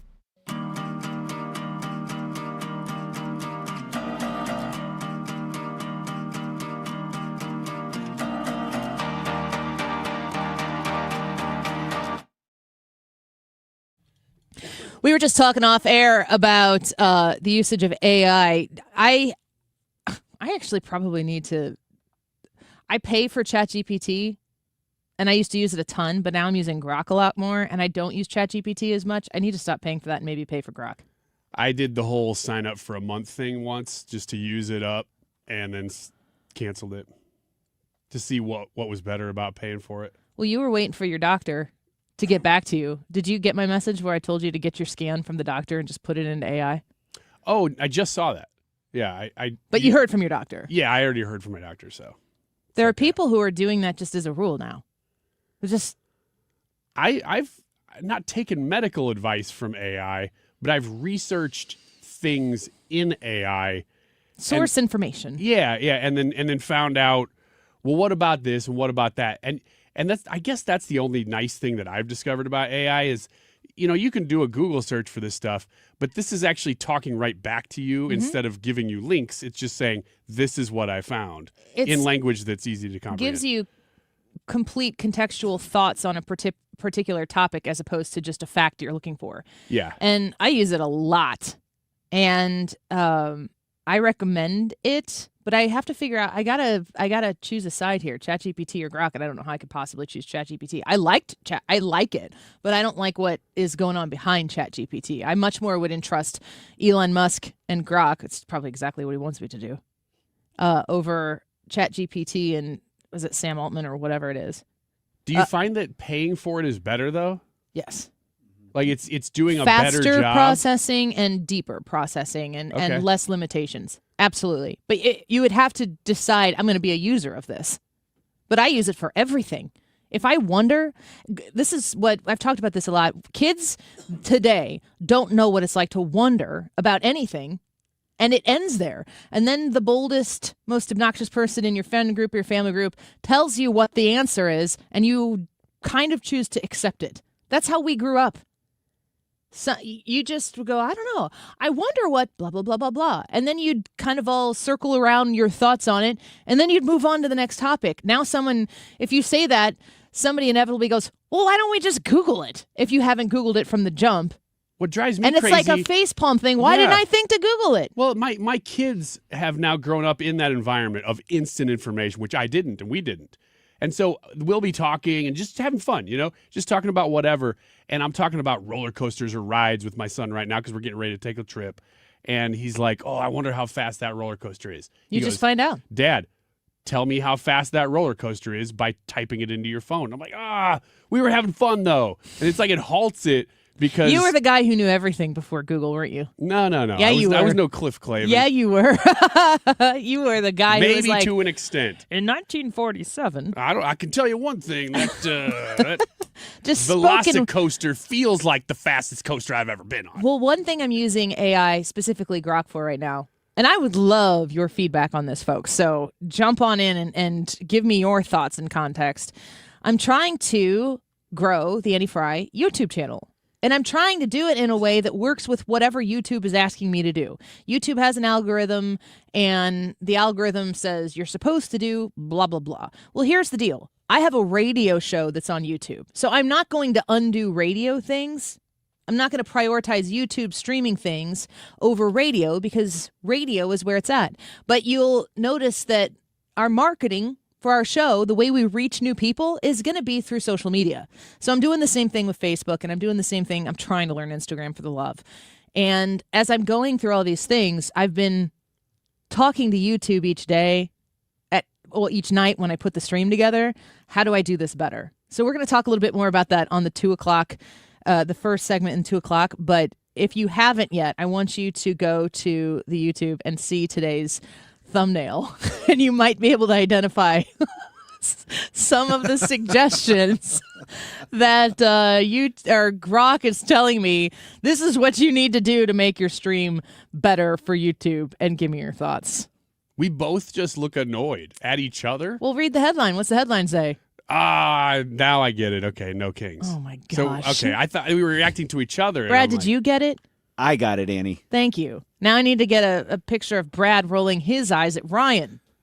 Put the screen up. That I wouldn't understand because I thought we were both doing it at the same time, which we are. Gosh, first I'll explain it to Ryan, then we'll talk about it at 2 o'clock with the public. Oh, my Lord, have mercy. Hogan Gidley on the Annie Frey Show. When we come back, don't go away.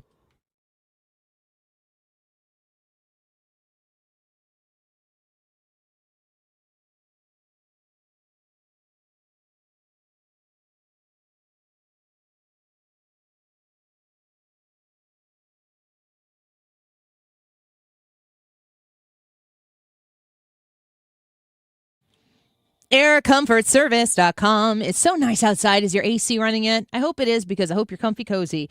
I actually have to message my husband right now because Air Comfort Service put in a nice air conditioner in our house, put in a great digital thermostat, and he can change the temperature of the house from his phone. And I think we might have left the AC on from last night. So I'm going to have him turn that down or up, or whatever you do when you make the AC not run. If you're interested in new equipment at your house, and you're interested in going to a place that's going to be, reliable, great customer service, the best products, the best service, I want to encourage you to check out Air Comfort Service. 314-513-0091, 314-513-0091 through March. So you might want to get this phone call in right now. I don't know if they're going to extend it or not. Can't make any commitment there. You can install a new HVAC system and get an air scrubber for free. Plus, you can qualify for Carrier Cool Cash rebates up to $2,600 and 0% financing up to 72 months. Connect with Air Comfort Service for the best in service. 314-513-0091, aircomfortservice.com. When your money gets tight, you have to make some tough choices. Do you pay the mortgage, pay the credit cards, or pay the IRS? For lots of people, taxes get pushed aside until the letters start, then the threats, then the action, bank levies, wage garnishments. You can stop worrying. The IRS is offering new opportunities to help you resolve your back taxes, and Guardian Tax knows how it all works. If you owe more than $10,000 in back taxes, you may qualify to reduce your total tax debt by a very significant amount, even if you're years behind on filing. But timing matters, and so does who you trust. Guardian Tax knows the system and how to work it in your favor. They step in, deal with the IRS directly, and fight to protect what you've worked so hard to earn. In today's economy, you can't afford to lose more. Call Guardian Tax now for a free confidential consultation. 800-404-4307. 800-404-4307. Don't wait for the IRS to make the next move. Make yours first. Call now. 800-404-4307. When my wife and I got married after both graduating law school, we didn't have 2 nickels to rub together. Ultima had to give me her gas card just to drive home. We never could have imagined that one day we would have the largest injury firm in the world and $25 billion in money collected and counting. As good Catholics, we had 4 children fast. They all work in the firm today. Our family protecting yours. I'm John Morgan of Morgan & Morgan. But our greatest gift was years away, grandchildren. Today we have 6 and counting. It's the greatest joy that we have ever experienced. I think about them all day long. Our family promises to protect your family should you need us. Call us. It's easy. Visit forthepeople.com and make sure you hug your grandchildren. God's final gift to us. Morgan & Morgan, for the people. Injured? Dial pound law or visit forthepeople.com for an office near you. Your home is your sanctuary. Get the peace of mind you deserve with a free estimate on a Generac home standby generator from Generator Supercenter. They're the nation's #1 Generac generator dealer. With expert installation and 24-hour monitoring, Generator Supercenter won't leave you in the dark. Financing is available. Take control of your power today with Generator Supercenter of St. Louis. Call 314-499-2020. That's 499-2020 or GeneratorSuperCenterofStLouis.com. That's GeneratorSuperCenterofStLouis.com. From Fox and Friends, The Brian Kilmeade Show, and One Nation. This is not going to be a show that you're expecting. An entertaining, inspiring night that brings history to life. Ladies and gentlemen, Brian Kilmeade! Brian Kilmeade, Uniting the States Tour. Incredible. I learned so much. I love Brian. Because we do watch him all the time. Saturday, November 21st, The Factory. Get tickets now at thefactorystl.com. Brian Kilmeade. Still leading 97.1 FM Talk. St. Louis Conservative.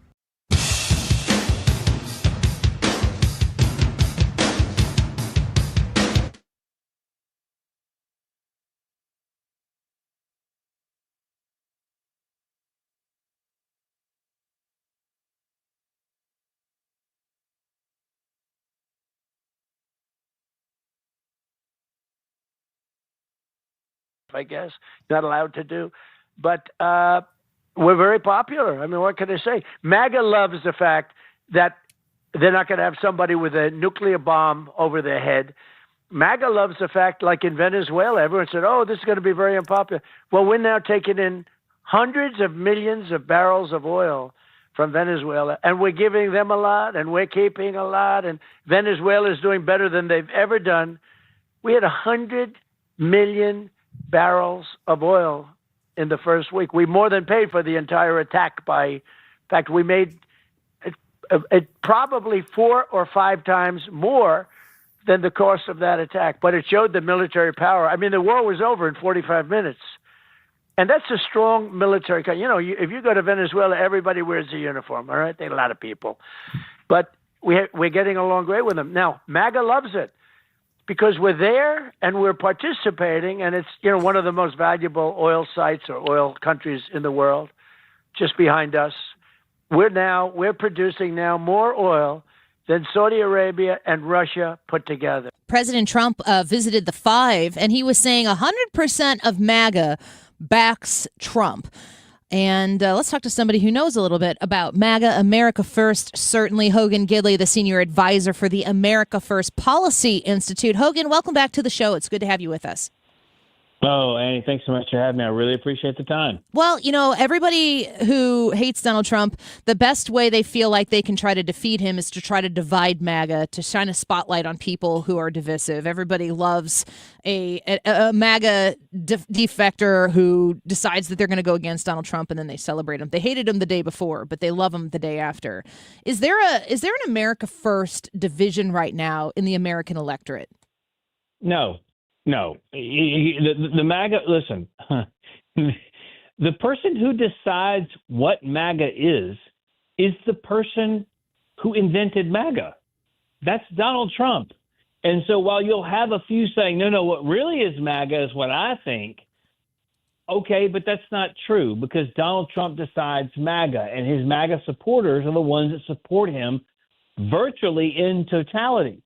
So you have some loud voices outside of MAGA that may or may not have actually ever really truly been MAGA, now trying to take the mantle and saying what you voted for and what you believe in was Donald Trump, but Donald Trump's not MAGA. But wait a minute, he's the one who invented it. He created it.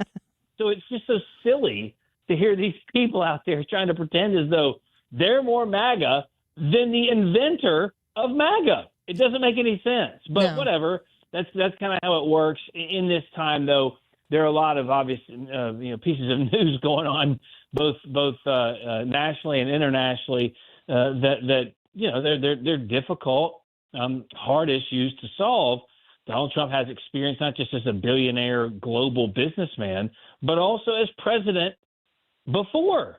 He was already president, so he understands the world as it is. He sees the world as it is, not as how he wants it to be, and that's how he shapes. That's what frames his policy. You said something there that I want to drill down on your experience of being somebody who has worked with the Trump administration, with the Trump campaign, and with the America First Policy Institute. You said there are hard issues to solve. And I'm thinking, Hogan, about the Biden administration who never went to solve a hard issue. They only waited for the political winds of change to happen, stick their finger in the air, and decide what they were going to do next. All reaction. President Trump is all about action, and it comes from coming into that second term with a plan on apparently all the hard issues. And for some reason, Donald Trump is courageous and unafraid to attack these hard issues and solve them, regardless of how the politics might be in that present moment. Do you feel as though President Trump has an extra level of bravery and courage to go after hard issues? Yes, and in large part because he was so successful in the first time, or in the face of 94% negative news coverage. That's by every measurable data and statistic. He has just as much negative news coverage now. I mean, the entire mainstream media is trying to tell you we're losing a war that we are clearly winning, that the people of Iran know we are winning, that the leadership, 60 of whom at least who are now dead, also realize they lost. I do have to say, though, I'm going to go back to my time with Mike Huckabee here. He talked about two different kinds of politicians, a thermostat politician and a thermometer politician. Joe Biden was a thermometer. He would go in the room and tell you what the temperature is, and he'd want to be right in the middle of that. So if it was closing down the border, that's where his party was, man, he was for it. If it was for men and women's sports, if that's where his party was and that's where they were, boom, he was for it. Right in the middle. Donald Trump is a thermostat politician. Again, taking from Mike Huckabee's monikers here. He changes the room of the temperature in the room. Okay? He comes in and says, I'm going to change it. You think you like this, but I'm telling you, we've been screwed on the international stage with tariffs now for decades. It's hurt the American worker. But everyone says that's what the free and fair trade, right? But free trade always comes, fair trade never follows. Watch me make it fair. You tariff us 15%, we tariff you 15%. It resets the order and resets the mindset, right? Mm-hmm. You think you can't close. Look, everyone knows you can't close the border for real if you're president. You need Congress. No. You can change it. Watch, I'm going to change it. Then he does it. He resets the mentality. He changes the temperature of the room. That's what Donald Trump has the innate ability to do. And watching him in global affairs, as I mentioned, they're difficult. I mean, think about the countries we're dealing with. They've had mindsets, ideologies, religious control for centuries in these places in a lot of ways. He still comes in, and when everyone says, no, you can't touch the Middle East, Mr. President, you can't recognize Jerusalem as the capital, you can't move the embassy. What are you doing? The whole place is going to devolve into a hellscape. And he says, it's a hellscape now. What are you talking about? Exactly. I'm recognizing reality. I'm going to rally the region around the fact that Iran is the number one sponsor around the globe of terrorism. And then we get the Abraham Accords. We had peace deals that broke out in the Middle East. He is the thermostat politician. He changes the temperature of the room. And I, for one, I feel so blessed to be a part of it in the first term and then kind of part of it adjacent on the second term, I'll say. 100%. Hogan Gidley speaking with us right now. I want to ask you about the No Kings protests that take place over the weekend. Does any of this stuff, does the president even see this stuff taking place? Because it's hard to look at the message that is consistent from one No Kings protest to the other and not see, socialism, sometimes just unabashed communism, things that are completely and totally anti-American, calling him a king. And yet, he will go remind everyone on his True Social posts, like, I was looking for a king and good news, everybody. None to be found. Does any of this bother him? It doesn't bother him. Again, I've not talked to him specifically about this. I don't want to overspeak here. I would, if I were guessing, the ebb and flow of this is his staff sees this kind of stuff and shows it to him that No Kings protests, not well attended. But look in Washington, D.C., no one's covering the fact that Palestinian people, the Iranian people are marching with Jews in support of Donald Trump, thanking him. No one's covering that, right? And again, it's just so silly and it's so intellectually dishonest, as you well know, and your audience is savvy enough to understand this. There are literal places in England protesting, doing the No Kings protest. They have a king. Last time I there's checked, actually a king. they're actually a king there, right? No question. And again, Democrats always accuse Republicans of things they themselves are guilty of actually doing. Look, Joe Biden tried to use OSHA to force everybody to get a vaccine or you lose your job. He kicked people out of the military for that, okay? Barack Obama said he can't allow DACA. He can't allow millions of people into this country. He can't just with a stroke of a pen do something like that. Then he does it, right? Obamacare, we're going to force you onto government health care. That's what they do. And then they turn around when Donald Trump says, hey, the Constitution doesn't allow for any of this. Instead, what we're going to do is allow the people to. They're like, no, that's fascism. It's like, whoa, that's not fascism. That's the antithesis of fascism. This is what they do. Donald Trump faces these types of headwinds, but it's this no kings nonsense that goes on all over the globe. We don't want kings in this country either, but it just seems as though ones out there protesting are fine having kings when it's the king they want. When it's a president that is answerable to the people and does what the people want, they're accusing the person of being a fascist when it's actually the exact opposite. So well said, Hogan Gidley. Last question before we let you go here real quickly. Do you feel as though going into the midterms that war is going to be the main topic that is going to be a decider of people? No. It'll be the economy. It always is. Is your cost more? Is your cost less? Did Joe Biden hurt your pocketbook more or less? That's what it's always going to be about. And now, will the war affect that? It could. If gas prices are high or the cost for goods go up because, the Strait of Hormuz is closed or something. Yeah, that could affect the midterms. But it still comes back to the economy. I think most people are worried about their own incomes and their own checkbooks. That's what elections are where they're won and lost. And after 4 horrible years of Biden, it's obvious why Donald Trump won the election. Yeah, 100%. Hogan Gidley, thank you for the time. We look forward to talking to you again soon. Anytime. Thanks, Ann. Take care. Bye-bye. Senior advisor for the America First Policy Institute, former national press secretary for the Trump campaign, and former principal deputy press secretary in the Trump administration. A great follow on X at Hogan Gidley. He goes on a lot of the lefter-leaning networks and spars. It's fun to watch. Good to talk to Hogan once again. Quick break. YouTube poll. Do you know anyone who has attended a No Kings protest? Ryan's got the text messages up over there. Ryan, do you have any right now off the top of your head that you want to highlight here? Scooter says 0. Scooter, 0 people at the No Kings? David said he thinks 94% of them are paid. The text line at 314-241-9797. Ryan, what do you got? This one says, is unfortunately an option? Oh. And then right afterwards, somebody says, yes, I have my in-laws who went to the No Kings protest. Both my in-laws used to be full-fledged conservative Republicans. Wow. Text us more about that one. Yeah. It looks like there actually is more. Let me dig into that. That's going to take me a minute. We'll be right back with that, the latest on that listener and their formerly conservative in-laws, now No Kings protesters. Go vote in the YouTube live chat poll, Annie Frey YouTube channel. We'll be right back.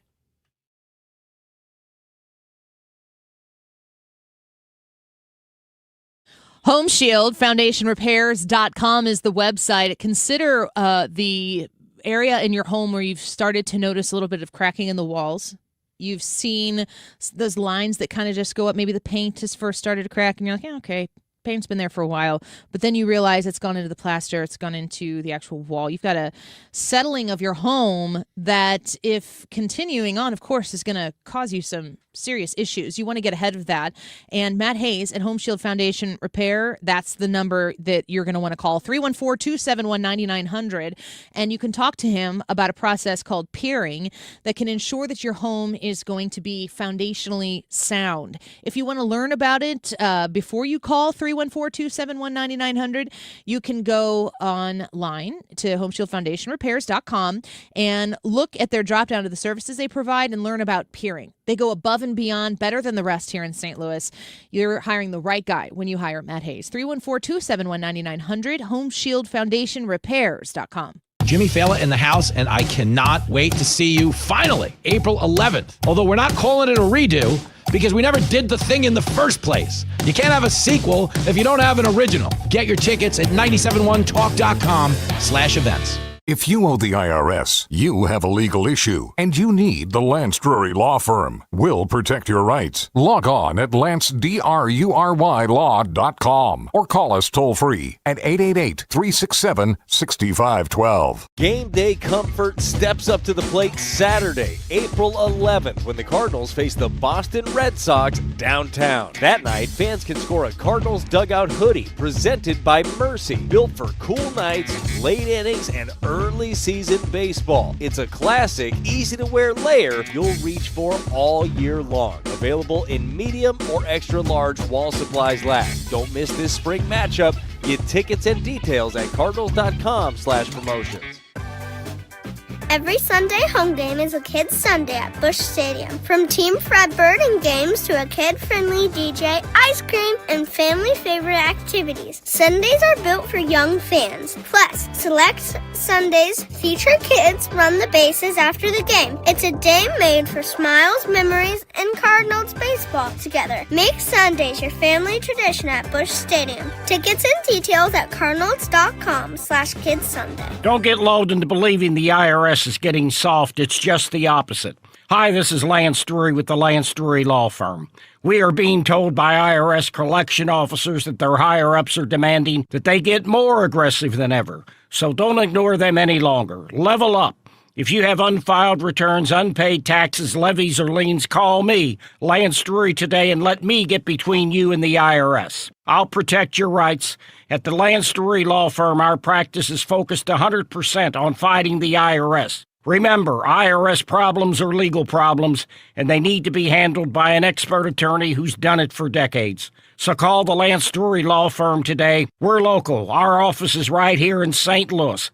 Call 314-260-6120. Visit Lance, DRURYlaw.com to schedule your free consultation with your local tax resolution law firm. The choice of a lawyer is an important decision and should not be based solely upon advertisements. The YouTube live chat poll is, do you know anyone who has attended a No Kings protest?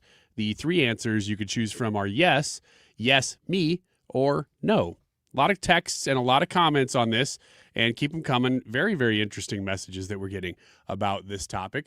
It is 1:51. This time check is sponsored by Jerry Kelly Heating, Air Conditioning, Electrical, and Plumbing. It's time for a $98 AC tune-up. JerryKelly.com. The Annie Frey Show is St. Louis conservative.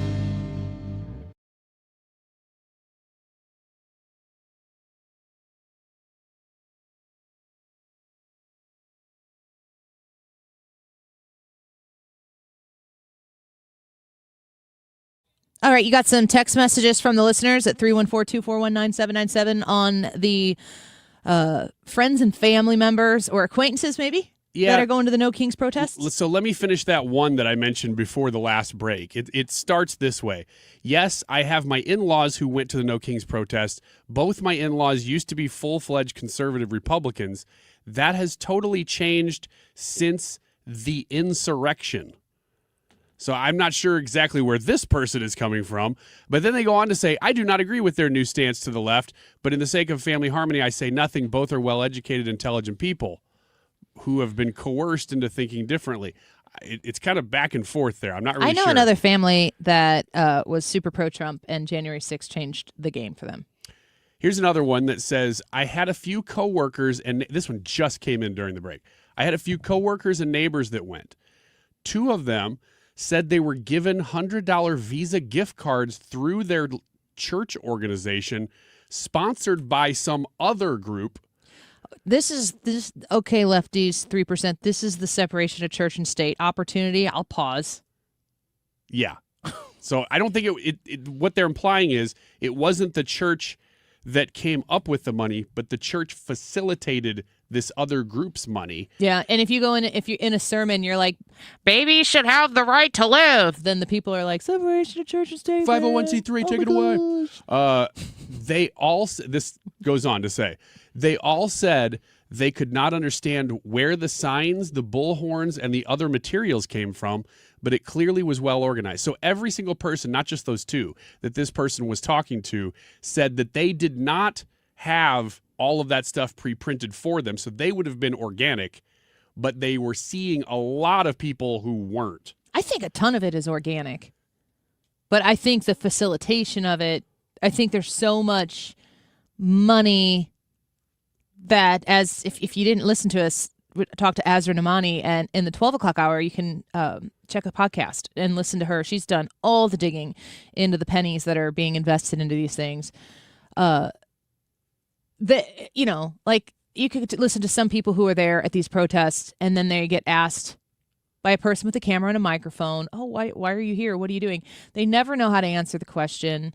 And I kind of feel sorry for those people because I feel like they have an agitation in their heart and they want to get it out. And so this seems like an appropriate place to do that. The people who do articulate why they're there are usually articulating at minimum socialism.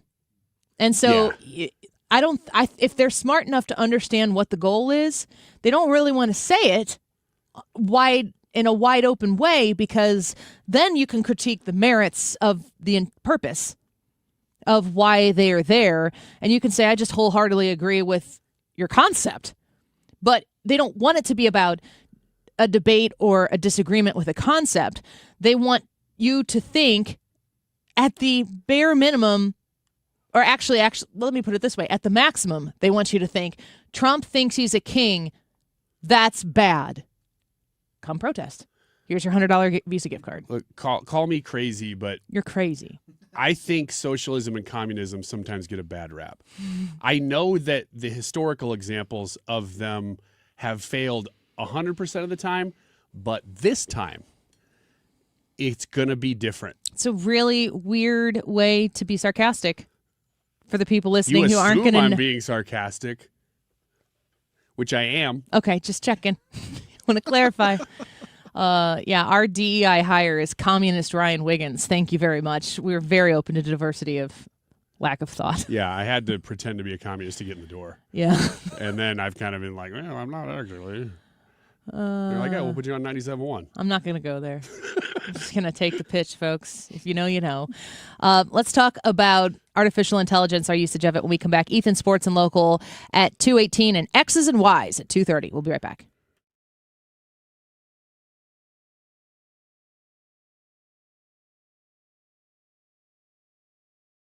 Hey, it's Mark Cox. Take your lawn from good to great with my friends at Lawn Enforcement. I'm talking expert lawn care services to keep your lawn in order. And here's what they'll do for you. Anybody can mow your grass. At Lawn Enforcement, they want to enhance your property. They'll do the mowing and the trimming. They'll fertilize and implement a weed control program and erosion control, which includes retaining walls if you need it. They can landscape. They can design and install your flowers, your shrubs, your trees, all of your hardscapes. No project is too big or too small for my friends at Lawn Enforcement. You can check them out online at yourlawnenforcement.com. So instead of envying your neighbor's lawn, your neighbors are going to be wishing they had the lawn and landscape that you have. Go ahead and enjoy your space. Be proud when you entertain your friends and your family. They've been in business for over 30 years. Be sure and tell them Mark Cox sent you. Go to yourlawnenforcement.com. Stuart's American Mortgage, the Bagel Loan, simple phone call, simple text message to 314-324-4440. That's 314-324-4440. Stewie is waiting for you to reach out to him to secure that really, really smart bagel loan mortgage. A bagel loan is a mortgage for a new purchase or for a refinance, even a cash-out refinance. Why use the bagel loan? Because when you go to get that new mortgage, which when you're buying a new home, obviously you're going to have to do, or if you're looking to refinance your current mortgage, a bagel loan, the special part about it is it comes with $0 in closing costs. You will not pay closing costs with the bagel loan. Stewie takes care of the closing costs for you, so you do not have to pay them. If you have questions, if you want to learn more, if you want to get on it and get going right away, you can close in less than 2 weeks. 314-324-4440. That's 314-324-4440. Reach out to Stewie. Tell him Annie said hi, and you can Google the bagel loan for more information. NMLS number 226715. It's time for you to get to know my friends at Lit Cigar Lounge in Chesterfield, where luxury meets comfort. Mark Cox here. They have a great selection of rare bourbons, whiskeys, craft cocktails, anything you like to drink, cold beer, premium hand-rolled cigars from the finest makers in the world, even private lockers that are available if you choose to. Perfect for date nights or business meetings, and live music every Friday night. Family owned and operated. Check them out in Chesterfield at the District. It's litstl.com. Triton Exteriors, St. Louis roofing, siding, and gutter systems. We'll take care of you and your home. We're #1 in the Ladue, Kirkwood, and Webster area. James Hardy certified. Visit triton.stl.com to be connected with a James Hardy expert and receive a free estimate. Triton-stl.com or call 314-717-1159. That's 314-717-1159. Triton Exteriors, St. Louis #1 James Hardy specialists. KFTK FM Florissant from the Kaufman Townsley St. Louis's Injury Lawyers Studio. Call 314-777-7777. That's 314-777-7777. Point rally on Wall Street. Lisa Brady, Fox News. It started after reports that tensions with Iran might be easing as President Trump pushes for a deal. For now, though, U.S. and Israeli strikes continue targeting government and regime sites. Iranian officials, of course, say there are many civilians also being caught up in these attacks. Iran continues, of course, to hit back, targeting Tel Aviv and other parts of Israel. Fox's Jonathan Hunt in Tel Aviv. Iran also hitting a Kuwaiti oil tanker anchored off Dubai today. An American journalist has been kidnapped in Iraq. Shelley Kittleson taken in Baghdad. One suspect is in custody, but a second vehicle got away. A federal judge is ordering the Trump administration to reinstate legal status for migrants who were allowed to enter the U.S. using the CPB One app under President Biden. The judge says terminating their status exceeded Homeland Security's authority. Tomorrow, the Supreme Court hears arguments on the president's effort to limit birthright citizenship. At issue specifically the part of the 14th Amendment written after the Civil War, which states all persons born or naturalized in the United States and subject to the jurisdiction thereof are citizens of the United States and of the state wherein they reside. Fox's David But the president argues automatic citizenship should not apply to babies whose parents are in the U.S. illegally or have only temporary legal status. Opponents say that runs counter to decades of precedent. President Trump's effort to end federal funding for public broadcasting is blocked by a federal judge, just ruling the right to free speech does not tolerate viewpoint discrimination. U.S. District Judge Randolph Moss in D.C. calling the president's executive order unlawful and unenforceable. The president has accused NPR and PBS of being biased in favor of Democrats. The Corporation for Public Broadcasting has said it will take steps to shut itself down. America is listening to Fox News. I didn't switch to Pure Talk just because I wanted to save 50% off the same 5G service I'd been paying twice as much for. I switched because I like the idea of being in business with a wireless company that supports our veterans in a meaningful way. Pure Talk also creates American jobs every day by keeping their entire operation in this country. I appreciate that. If you feel the same, dial pound 250, say Mike Rowe, and switch to an American wireless company that actually stands for something. Pure Talk. 2 words, prostate exam. Did your butt just clench? Relax. Screening starts with a simple, finger-free blood test. Around 1 in 8 men in the United States will be diagnosed with prostate cancer in their lifetime. But don't clench. Prostate cancer can have over a 99% 5-year relative survival rate when caught at a localized or regional stage. If you're 40 or older and have a prostate, visit RelaxIt'sABloodTest.com to see if a PSA blood test is right for you. Talk to your doctor about screening and next steps. Sponsored by Novartis. Air Comfort Service, heating, cooling, and insulation. Weather. Partly sunny, windy, and warm, maybe a spot shower or thunder shower. 86 for the high, the record's 87. Close call. Periods of rain developing tonight, a couple of rumbles, 60. Unsettled weather pattern, periods of rain, a couple of thunderstorms on Wednesday, 75. Keep that going Thursday, Friday, Saturday. But let's dry it out for Easter Sunday. This is 97.1 FM Talk. Chief Meteorologist Dave Murray. The Annie Frey Show is sponsored by Air Comfort Service Heating, Cooling, and Insulation. Get a free air scrubber and breathe healthy indoor air when you replace your HVAC system. Plus, you may qualify for rebates up to $2,600 and 0% financing up to 72 months. For a free estimate, aircomfortservice.com. Annie Frey, Ryan Wiggins, Brad Rain. That's us. That's right. Gotta love this American ride. What do you want from me? I'm not America's sweetheart. For goodness sake, kid. Keep your voice down. Your father's listening to the radio. I'm not America's sweetheart. This is the Annie Frey Show on 97.1 FM Talk. Welcome back to the Annie Frey Show. Thank you for being with us this afternoon. The YouTube poll for today, do you know anyone who has attended a No Kings protest? Yes, no, or yeah, you attended a No Kings protest. I'll be curious to see how many of the Annie Frey Show faithful are No Kings protesters. And I will tell you, looking at the results right now, it's not 0%. You said 6. Yeah. Our standard category here is generally about 3%. You think twice that is people who attended, because I think they're loud and I think they want to be known. What percentage of our audience do you think know people? Ooh, I'm gonna say 65%. Okay, Brad. Yeah, I was gonna say almost maybe probably 75% of people know people. Do you know anyone, Ryan? Sort of. It's not somebody I know well, but it's a distant connection on Facebook. It's somebody who is a fairly well-known writer in Hollywood, lives in Portland, Oregon or something now. And I've actually interviewed her on my weekend show. Very, very nice person, but we're just friends in that way, like professionally speaking. And she posted a picture of herself with a No Kings sign that I guess she made.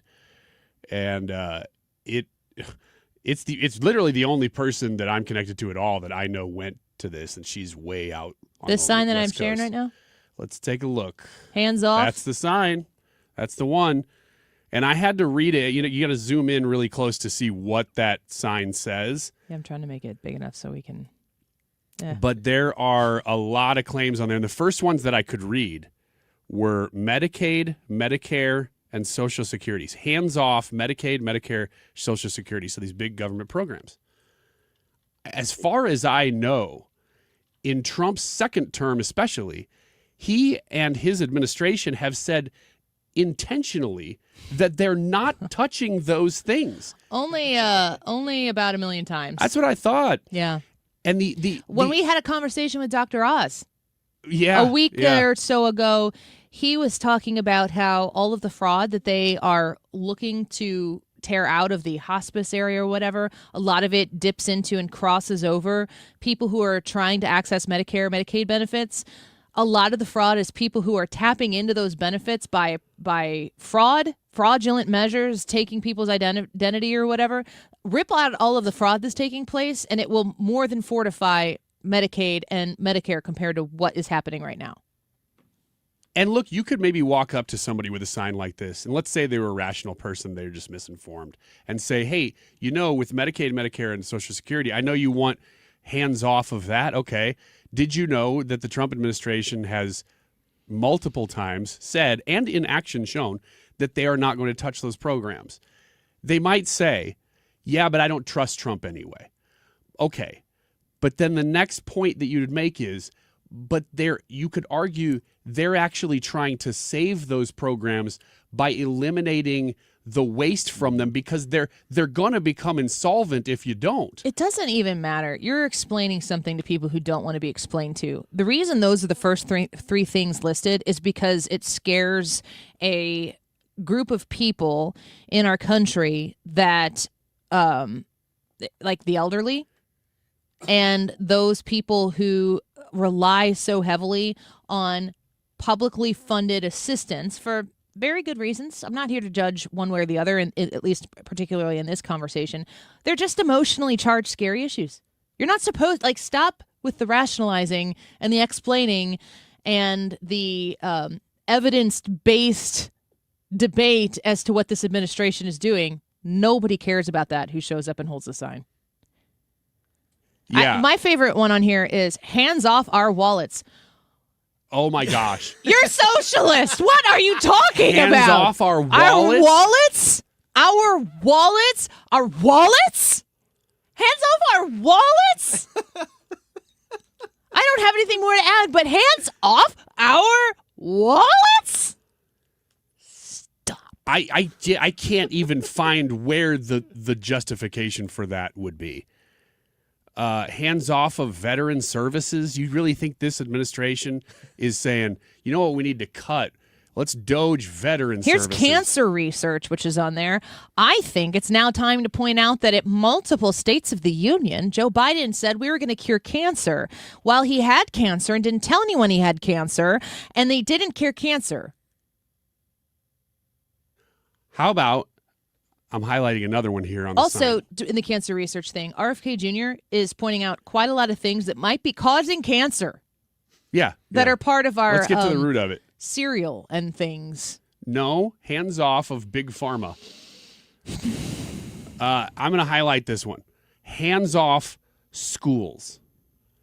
Now, I don't know if you remember the COVID era, but there seemed to be one party more than the other that was very heavy-handed in the treatment of schools.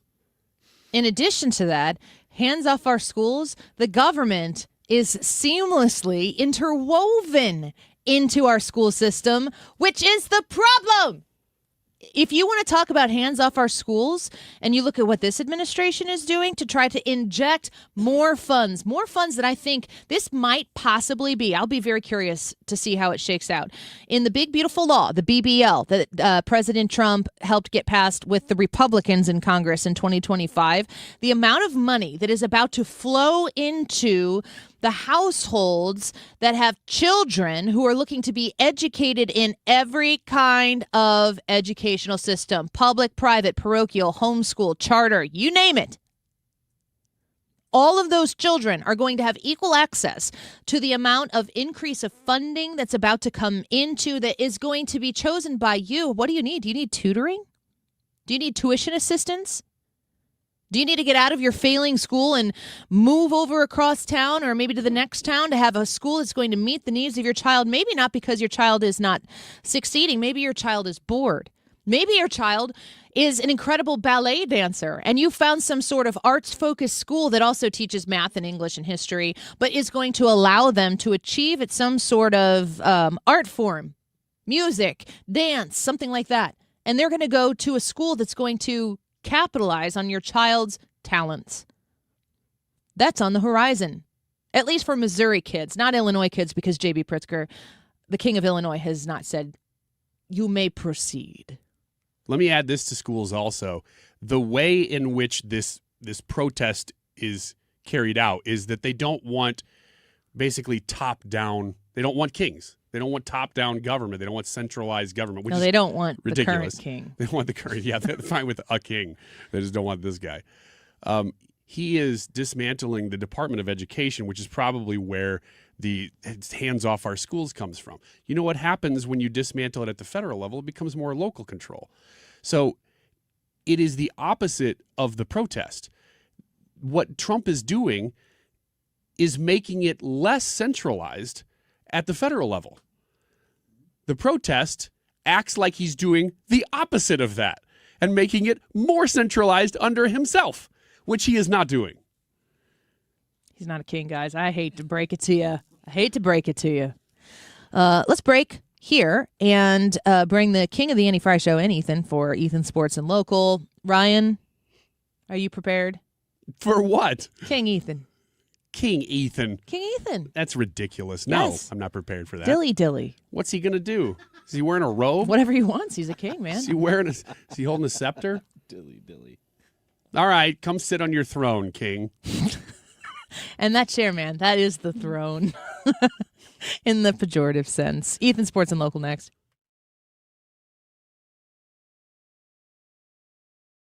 If you can sense spring in the air, you're not alone. It's a perfect time to get Corel Roofing Company to come over and give you a free roofing inspection. Mark Cox here. You know, my friend Curtis has been at this a long time. Here's what he can do. If your insurance company has denied coverage for your roof, call Curtis. He specializes in working with insurance companies. You can get a second assessment from them, and often they're able to work with that insurance adjuster to find a way to get it covered. They are honest. They're going to give you a true evaluation of what's going on. Curtis is not going to overcommit on your roofing job. A lot of other companies do this. Curtis feels like quality suffers and customer service drops off. It's important to pay attention to details. Quality materials, quality workmanship. It's certainly what I got when Corel Roofing put a brand new roof on my house. Call 314-222-9529 right now. Tell them Mark Cox told you to call, or go to CorelRoofingCo.com. I'm Dan Morgan of Morgan & Morgan. Last year, millions of people called us for representation. Why? Because trust grows when you win, and we've won a lot. Over $30 billion and counting. When you call America's largest injury law firm, you're calling a family. You're calling an army, our army. You're calling somebody who will fight for you. Injured? Let our family fight for your family. Morgan & Morgan, forthepeople.com. The choice of a lawyer is an important decision and should not be based solely upon advertisements. Past results afford no guarantee of future results. Every case is different and must be judged on its own merits. Rhino Shield is engineered to outlast paint by a lot, backed with our 25-year transferable warranty. Paint a house, shield a home. We do brick, block, stucco, asbestos, steel, aluminum, cedar, and more. We are the only coating company selected by Disney, This Old House, and 3 times on HGTV's Curb Appeal, where all 3 episodes concentrate on unpainted brick. If you maintain or own a business with a tired-looking building, you owe it to yourself to look at Rhino Shield and our beautifully durable color schemes. Evaluations are free. We're making buildings pop and be noticed again, from Champaign to the Lake of the Ozarks, exceeding expectations every day with our products, people, and performance. Now is the time to call 877-25-RHINO, 877-25-RHINO, or go to 877-25rhino.com and see how honest and transparent we really are. Tell them, ladies. Don't hate,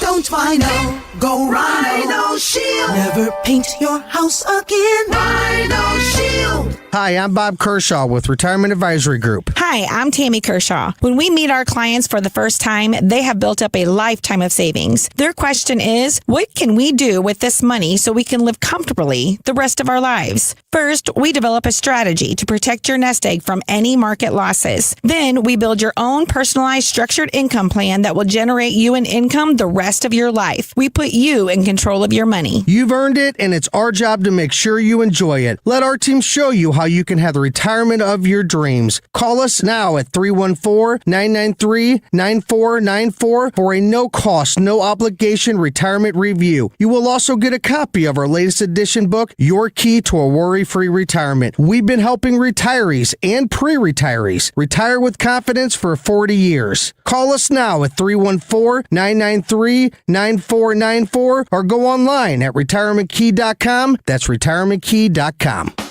From Fox and Friends, The Brian Kilmeade Show, and One Nation. This is not going to be a show that you're expecting. An entertaining, inspiring night that brings history to life. Ladies and gentlemen, Brian Kilmeade! Brian Kilmeade, Uniting the States Tour. Incredible. Like, I learned so much. I love Brian. Because we do watch him all the time. Saturday, November 21st, The Factory. Get tickets now at thefactorystl.com. Brian Kilmeade. Don't let tax refund worries hold you back. File now with TurboTax on Intuit Credit Karma. They'll find every credit and deduction to help you get every refund dollar you deserve, or your money back. Start filing today in the Credit Karma app. This is the Annie Frey Show on 97.1 FM Talk, St. Louis Conservative. Hold up. Check it out. Sports and local. Hannaford's Hootenanny with Big Murray Jumpin' Bean and the Piccolo Toots. What in the heck? That's one of the best ones. There's so much to it that people try to quote it and can never remember it. All I heard was piccolo. You know, I was gonna jumping bean. Sounds like something a king would do. I was going to say King whatever is here, whatever the intro said, but quite literally I can't quote that. Remember so it. I don't remember. There was something about piccolos in there. All I know is it's sponsored by All Financial. For now. Big Murray jumping. Yeah. I give it another 2 weeks.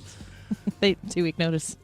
St. Louis Blues, tough loss last night on the road against the San Jose Sharks. I just can't get it right. I start cheering for them, they lose. I cheer for them, they lose. They win. I don't get it. This is what you wanted. I know, and I didn't get it.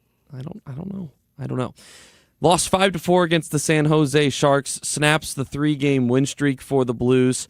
If St. Louis had won last night and tomorrow's game, they would have been in a playoff spot. Now, with the loss, that's a big blow for the team because they are fighting for tiebreakers with a lot of teams that are in the mix for those couple of wild card spots.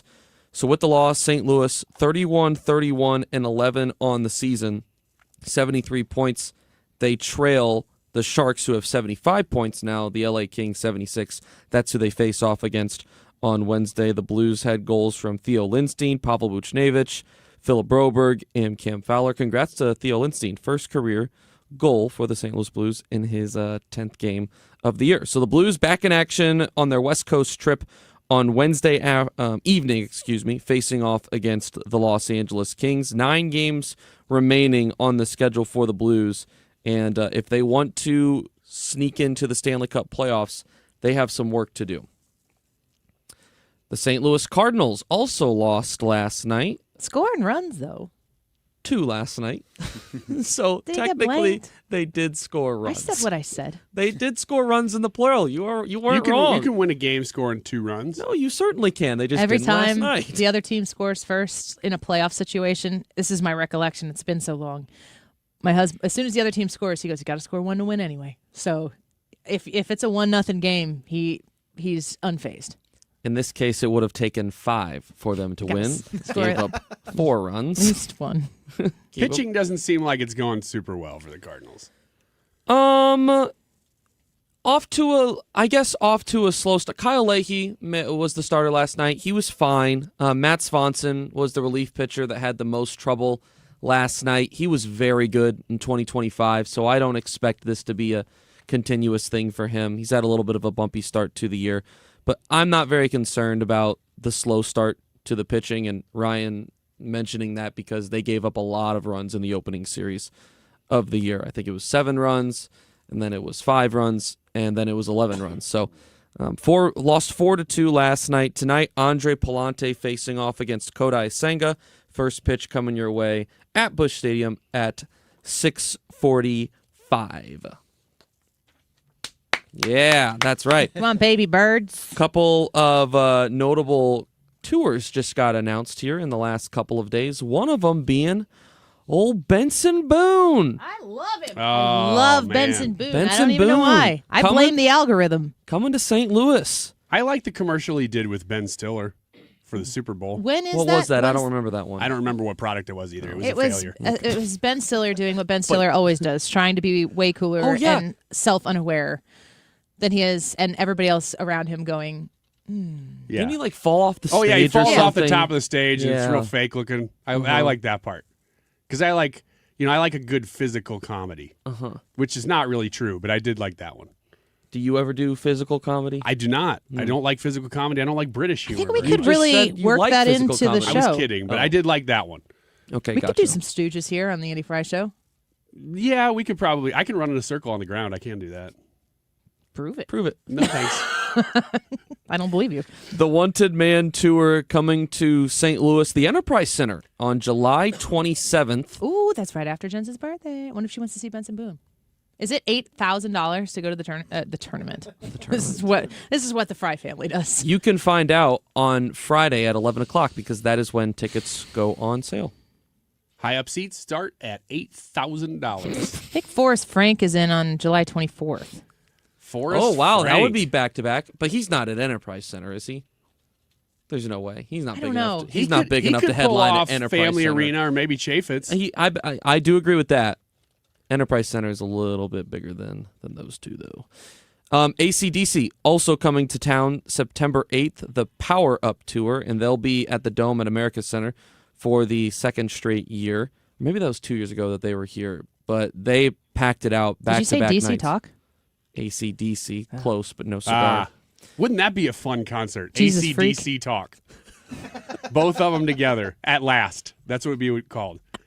AC/DC Talk at last. I think there's a little bit of controversy going on right now with DC Talk. I'm not sure that they'll be having a reunion anytime there's soon. a little controversy. Is it an underage thing? I don't remember. I just remember that there was stuff. It's a substance abuse, and I believe I don't Not know from if it's- all of them. Yeah, let's not say just one of it them. if it's not accurate. It's just one of them, but there are some claims out there, and one of them is in trouble, unfortunately. Right I had now. the DC Talk Jesus Freak CD. I did not. I had it as well. Really? Yes, That's impressive because I that could was do the whole Jesus Freak rap. Prove it. You do that, Ryan. Run in circles.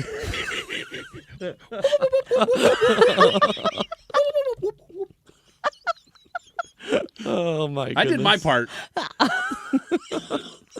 Let's just do that. Maybe I wonder if the YouTube algorithm will like that.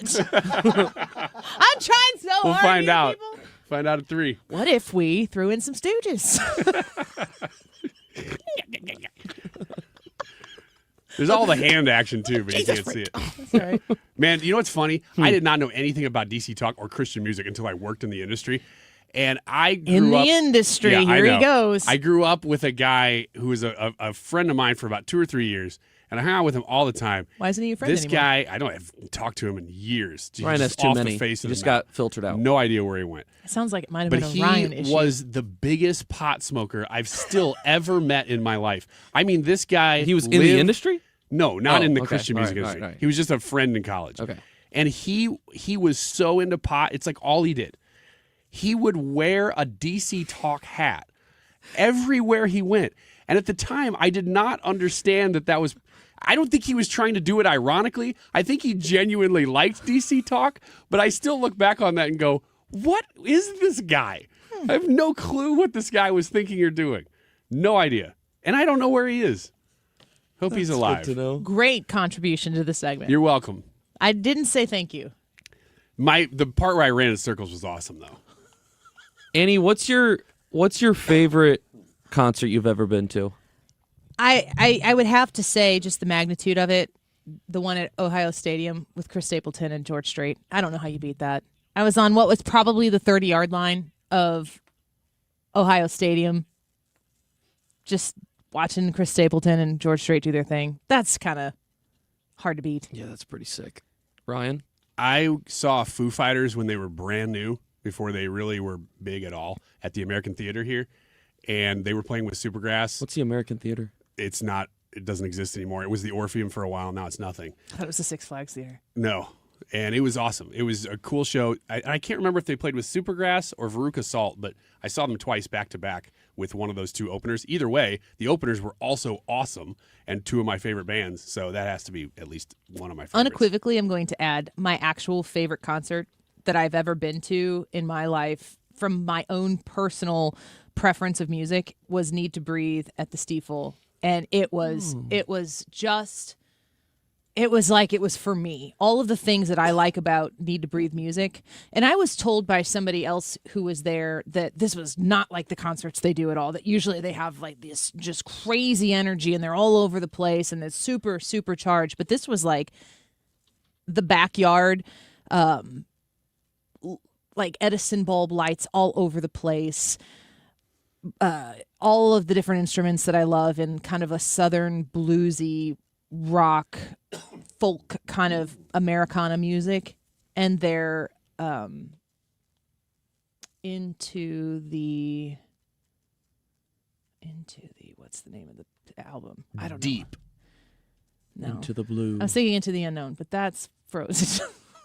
Need to Breathe is one of the only, might be the only Christian band I did not meet when I was in Christian music. Do you remember, though, when they opened for Taylor Swift? No. What? I don't. Yeah. I don't know They did a whole Into the tour. Mystery. Thank you very much. 2021. I don't have some sort of long-standing. Honestly, COVID really connected me to that Into the Mystery thing. There's one of these songs that they have on this album is about me. It feels like, but there's a song that's about kind of moving through life and experiencing watching people. It even talks about, like, I watched my friends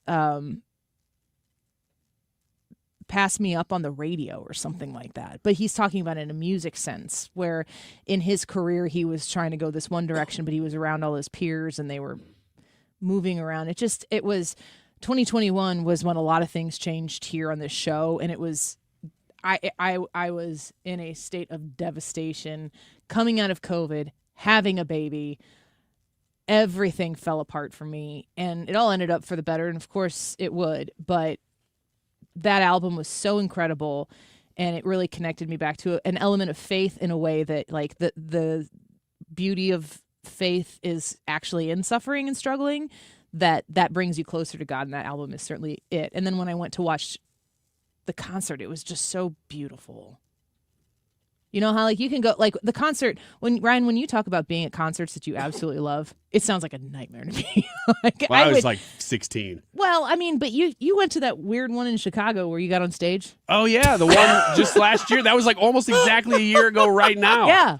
I don't know what that is. When you explain it. Griff Reese. Well, we from don't Super need, Furry Animals. We don't need. Yeah, that's a good start of me going, not interested.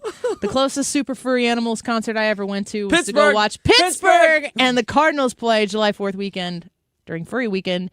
And I flew on the plane with some furries that were in full dress. He's not a furry, but he's part of that group. Who? Griff Reese. Super he is Furry the lead Animals. singer of Super Furry Animals. But he's not a furry. He's not a furry. This is how Ryan explains how he's not a furry. Yeah. Super That's furry correct. animal, but he's not a furry. Super believable. I went up on stage. That part is true. Does that make you an honorary super furry animal? If you did not hear that story, that is one of the highlights of my life. I went up on stage with this guy. I went alone because nobody else knows the artist, and none of my friends would even go. So I went up there, and I got called up on stage to assassinate a puppet. Was it a super furry puppet? Which I did. It was Felty. I did it, It was successfully.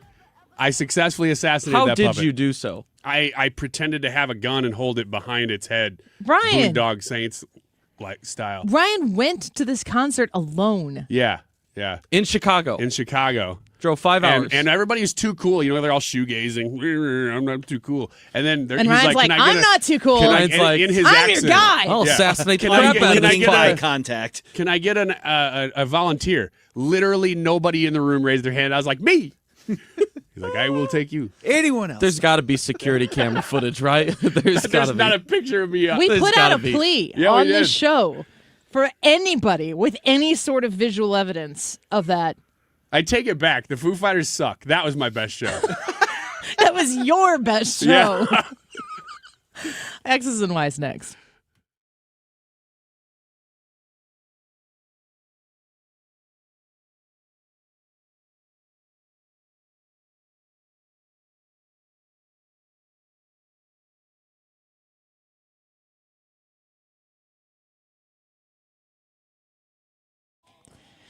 Point Pest Control. Don't forget to put that E on the end of point. PointPestControl.com. I have them coming to my home this week for a quarterly treatment of my home. They'll go inside my home, outside my home, just outside if I don't want them to come inside.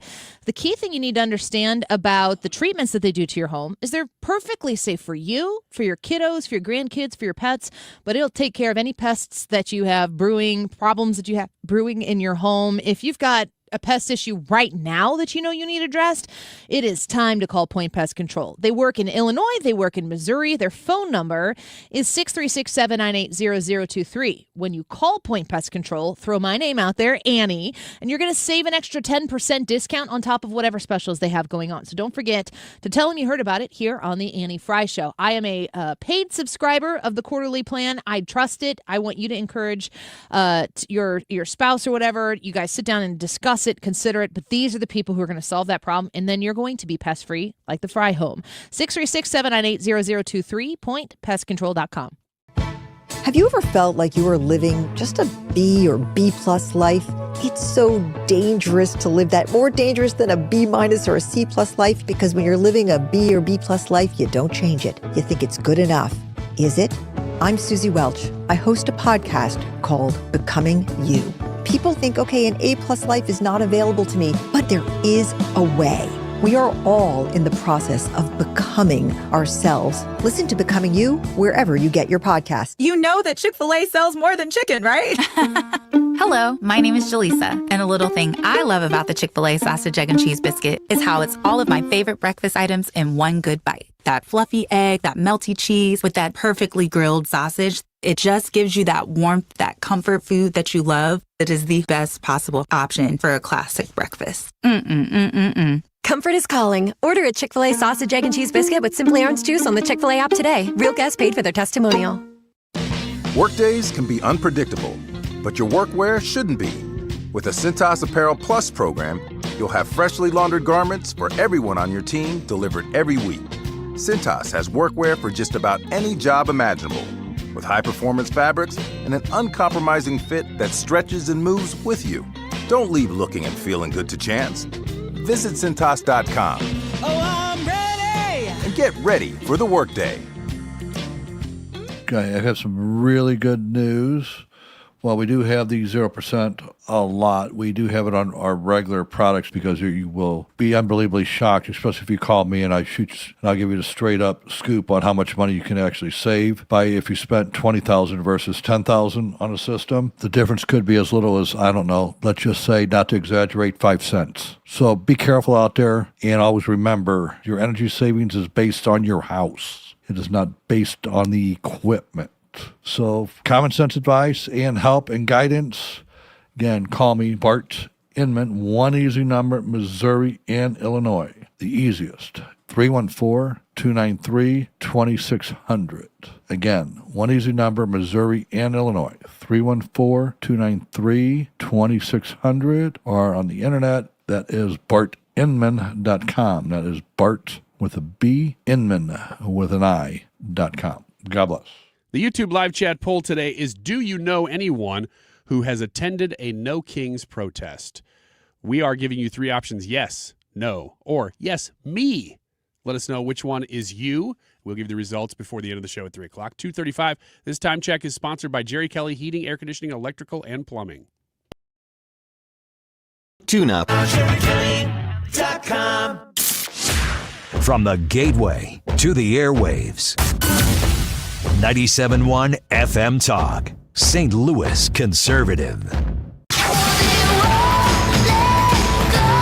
X's and Y's.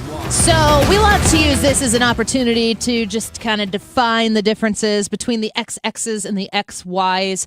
I read this incredible story off of X a little bit earlier this week, and it was talking about how a baby cells imprint on their mother and the mother cells imprint on the baby. And it talked specifically about how they're able to scientifically study boys imprinting on their mothers more because they can identify the XY chromosomes of the cells. It's not that the girls don't do it, but if it's a mother, I mean, they can just go, hey, XY, XX. Yeah, it's easier to find. Is there more proof than you need of that? Then there are two genders. No. You're not going to find any other evidence of anything else. I don't even need that. I know, exactly. Weenie or no weenie? So there was a ruling from the Olympics this week that said they were definitively going to say if you're a biological male, you cannot compete in female Olympic activities. I feel like after the Olympics said that, there hasn't been a lot of shrieking, has there? No. It kind of was reported, and everyone's like, well, obviously, duh. And then we just moved on. Which is what winning this argument looks like. Because people go, it's like waking up and going, oh, yeah, okay, that's pretty normal. I guess we'll just move on. Here's my question. Is there an athletic competition you can think of that women would be more naturally competitive in if it was apples to apples, men and women competing in the same thing? Is there anything you can think of where women would have a proverbial leg up? Probably golf because of the tees. But that's not apples to apples. That's what? That's the tees. The tees are not an advantage. It's the equalizer. But if you had the top female versus the top male, and the women were playing at women's tees, the men were playing at men's tees, the women might have an advantage then. No. The women's tees are moved in a place where the women are equalized. It's supposed to equalize the course. It's not to give women an advantage. Just why seniors' tees are usually in front of women's tees, because generally speaking, seniors are going to maybe not have as much strength. It's supposed to make it so that everybody can play the course equally. Then no, to your answer. I don't think there is one. Yeah, I can't really think of any. Tetherball? No. I don't think so. Men are probably a little taller overall. No. Gymnastics is the only thing that I think of that seems to be in my mind more dominating from a female standpoint, but men can do things women can't because of their strength. Yeah. Yeah, it seems like women would be naturally able to do certain events better. More flexible. I don't know that plays out in reality, though. Mm-mm. Which is the whole point. Yeah. Next question, Brad. What do you got? So this is kind of an odd question, but I thought it was fun. So one of the first things that I think about whenever I meet another man is I wonder if I could beat him in hand-to-hand combat. That's so weird. Ryan, do you ever think that? Like, I wonder if I could take that guy? Only if there's a threat, but generally no. So it's like, for me, it's like there could be a threat. If that person is a threat, how would I handle it? Why do you think that? It's just wired in me. It's kind of what, you kind of got to think about it sometimes. No, wait. He's saying that the first thing he thinks about when he meets another man is, can I take him in combat? Oh, it's really? That's the first thing? Yeah. No, it's not the first thing I think Ryan's of. thinking, can I make this guy laugh? How do I make this guy my friend? Does this guy have any candy? If I make this guy my friend, then I don't have to best him in hand-to-hand combat. Yeah, I don't really think that way. It's a threat assessment. The biggest threat to me is generally going to be a guy. So I would say the only time that I do that would be if, you're in a place where you could maybe get attacked or something. I'll even do it sometimes at gas stations if there's some crazy guy walking around.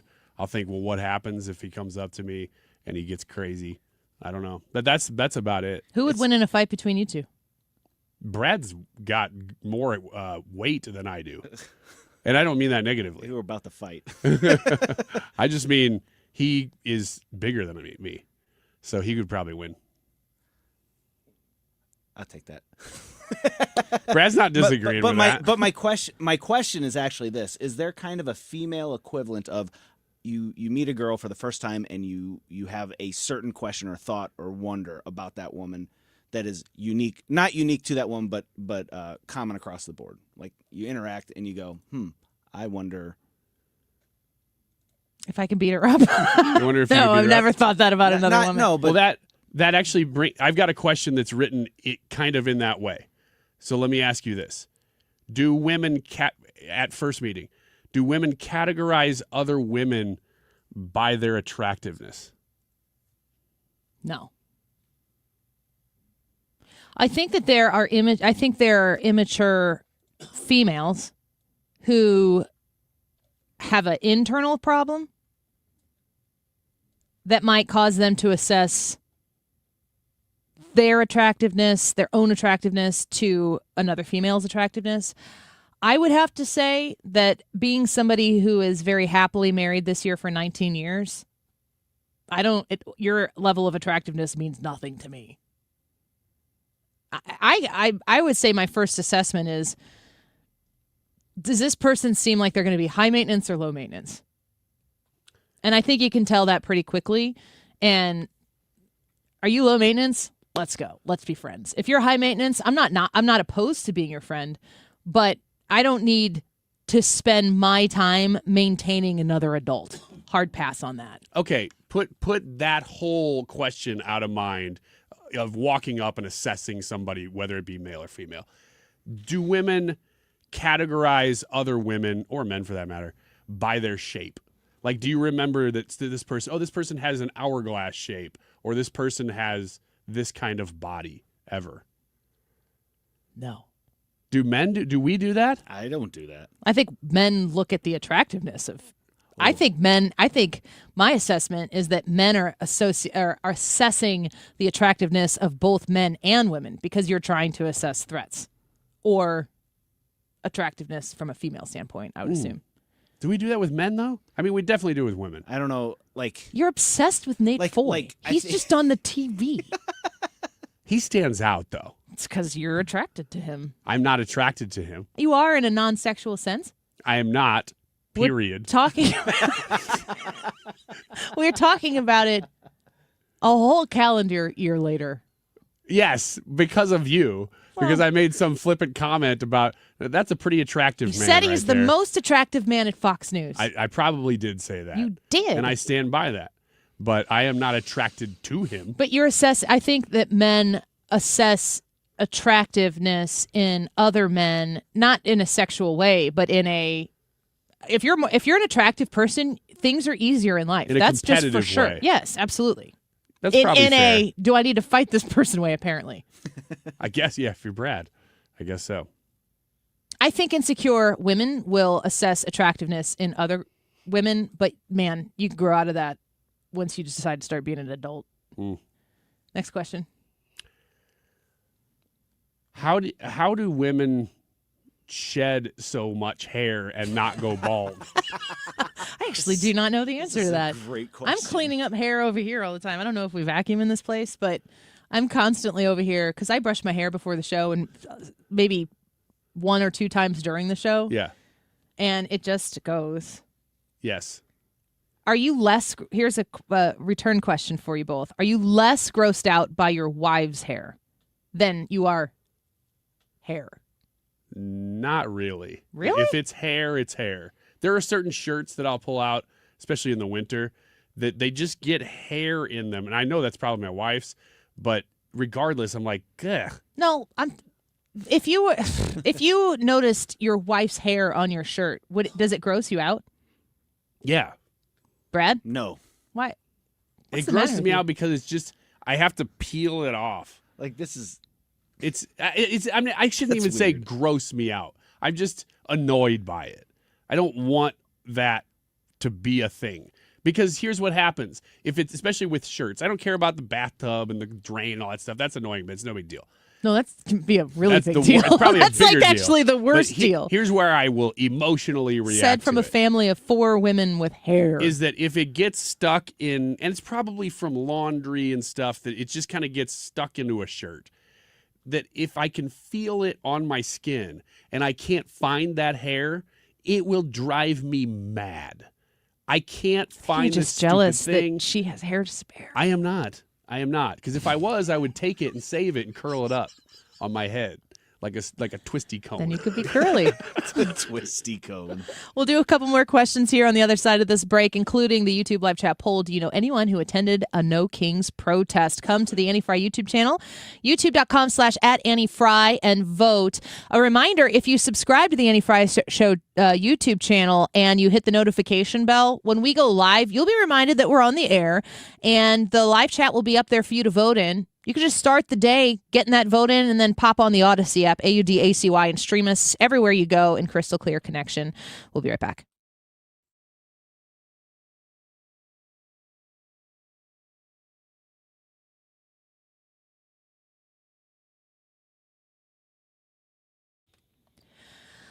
Home Shield Foundation Repairs.com. Have you reached out to Matt Hayes at 314-271-9900 for any of your foundation concerns that you might have? And I want to remind you, of course, with your home, your residence, I'm talking about that, wet basement, whatever it might be.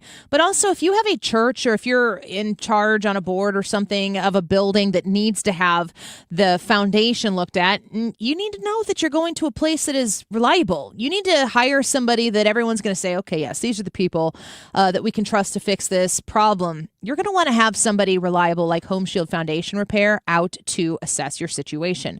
314-271-9900, 314-271-9900 for issues with wet basements, cracked foundation, if you have a piering issue that needs to be addressed, cracks in your drywall or plaster, if you even have uneven concrete at your home that needs to be fixed, 314-271-9900, HomeshieldFoundationRepairs.com. Jimmy Fallon in the house, and I cannot wait to see you finally, April 11th. Although we're not calling it a redo because we never did the thing in the first place. You can't have a sequel if you don't have an original. Get your tickets at 971talk.com/events.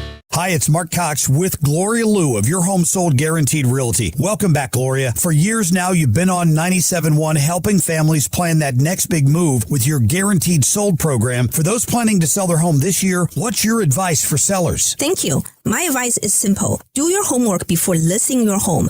Our market is stabilizing, inventory is tightening and moving fast. In other words, the realtor you choose to sell your home really matters. That's why my sellers love my guaranteed sale program. I guarantee to sell your home at your agreed upon price and time frame, or I will buy it myself.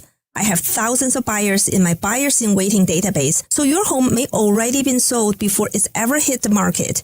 Higher demand, more competition, and more money for your home. Friends, do what I did. Call Gloria Liu right now at 314-325-6888. That's 314-325-6888. Or visit GloriaHasTheBuyers.com. Gloria and seller must agree upon price and possession date. It's time for you to get to know my friends at Lit Cigar Lounge in Chesterfield, where luxury meets comfort. Mark Cox here. They have a great selection of rare bourbons, whiskeys, craft cocktails, anything you like to drink, cold beer, premium hand-rolled cigars from the finest makers in the world, even private lockers that are available if you choose to.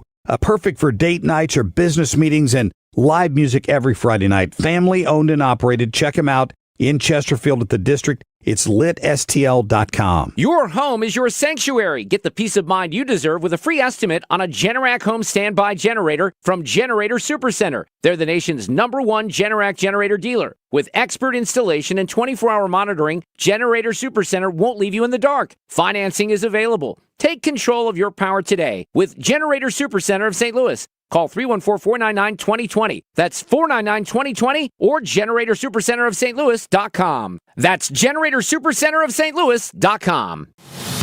Annie Frey is St. Louis conservative.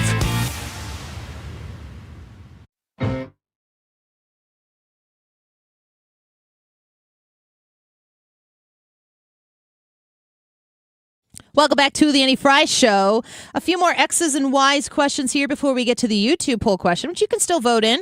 Do you know anyone who attended a No Kings protest? Brad, X's and Y's, what do you got? Yeah, so over and over and over, you guys have told us that like things like cosmetic surgery. Who are you guys? You and Trisha and other women that have been in here for X's and Y's said it's makeup, cosmetic surgery, all of that stuff is not for other people. So that makes me wonder, what is the main driver behind getting cosmetic surgery or getting. It kind of would depend on each and every individual person. You would get it for different reasons. Ryan, you've talked about you'd be open to getting hair implants. Why would you? Do you want to get hair implants for your wife? No, I can't say it's not entirely for my wife. It would be maybe a little bit, but not much. I don't know the answer to that question. If I got would you hair, like how you look in the mirror if you had hair? I think I would think about it less, which is probably the best reason to do it. I think the reason people do those things is individual to every particular person. But I will tell you, as somebody who's had 4 children, my body is not what it was before I had 4 kids, carried 4 kids. So there could be things that I would get not to like look like somebody I'm not. It'd be to look like somebody I used to be, which is kind of the same thing with hair, I think. From a hair, you've had hair in your life. You know what it was like to look at yourself with hair in it. I know what it was like. I always say if I did a handstand, everything would look the way it used to be. But I don't know. Is there any plastic surgery you'd ever consider? Me? Yeah, there's a couple, but I mean, why would you do it? Because I think I would look better, and I just inherently see that as like according to whom? To whoever would look at me. They would look at me. You would like, put that your guy body looks better. through all of that so that somebody could look at you Well, and yeah. they could think that you look because better. I think that they would. I think I would like that affirmation.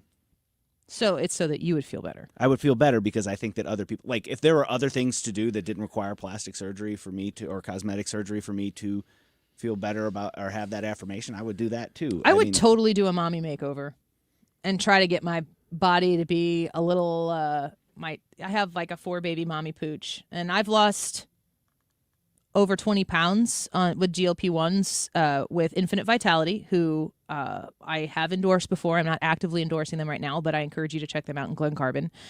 But I use GLP-1s there and have gone through the process with them, and I'm doing it at a slower pace, but it's at my pace.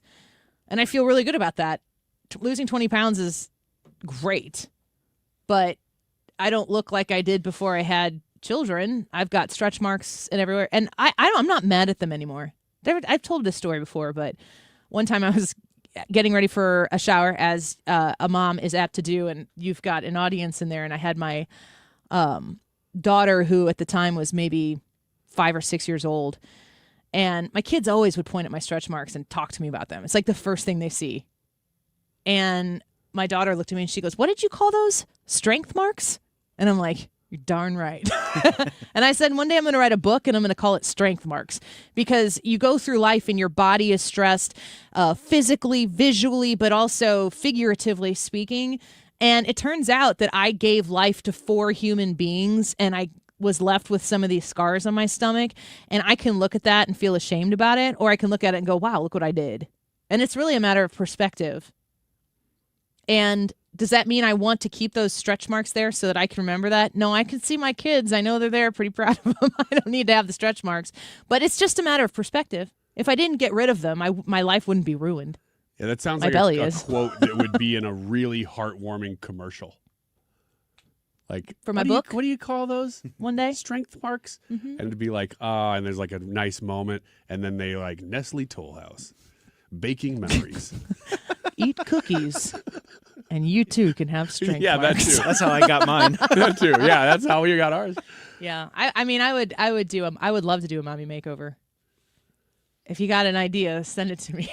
If you want to do my mommy makeover and Ryan's hair implants. This is going to sound ridiculous, but if there's somebody who would be willing to take my mustache and implant it, my eyebrows have always been kind of thin. So I'd like them to implant my mustache on one eyebrow. I can start collecting my hair over here. Allow me a good month or so for it to come back in fully, and then implant it over the other one. That's the strangest thing you've ever said. I said that this is going to sound crazy because it is. Do you know anyone who attended a No Kings protest? Yes, no, or yes, you did. Ryan, do you know anyone? I'm going to say no, not really. No. Brad? Yes, I do. I do not know anyone that has gone to this last one, but I do know people who have gone to them before. How many do you think of our 283 votes today said yes, they did? 6%. Brad? Said yes. I think No, maybe like yes, that they yes, did. that they went. 1%. Yes, 22% say they know somebody. So just a little over a fifth of our audience knew somebody who went to a No Kings. 76%, over 3/4 of you said no. 1% of you said you went. I don't even believe you. Do you think that's a liar? I don't know. It could be. Well, we're grateful for you listening anyway. And congratulations all around, folks. We don't have a king. Hooray. Huzzah. Dilly dilly. Mark Reardon next.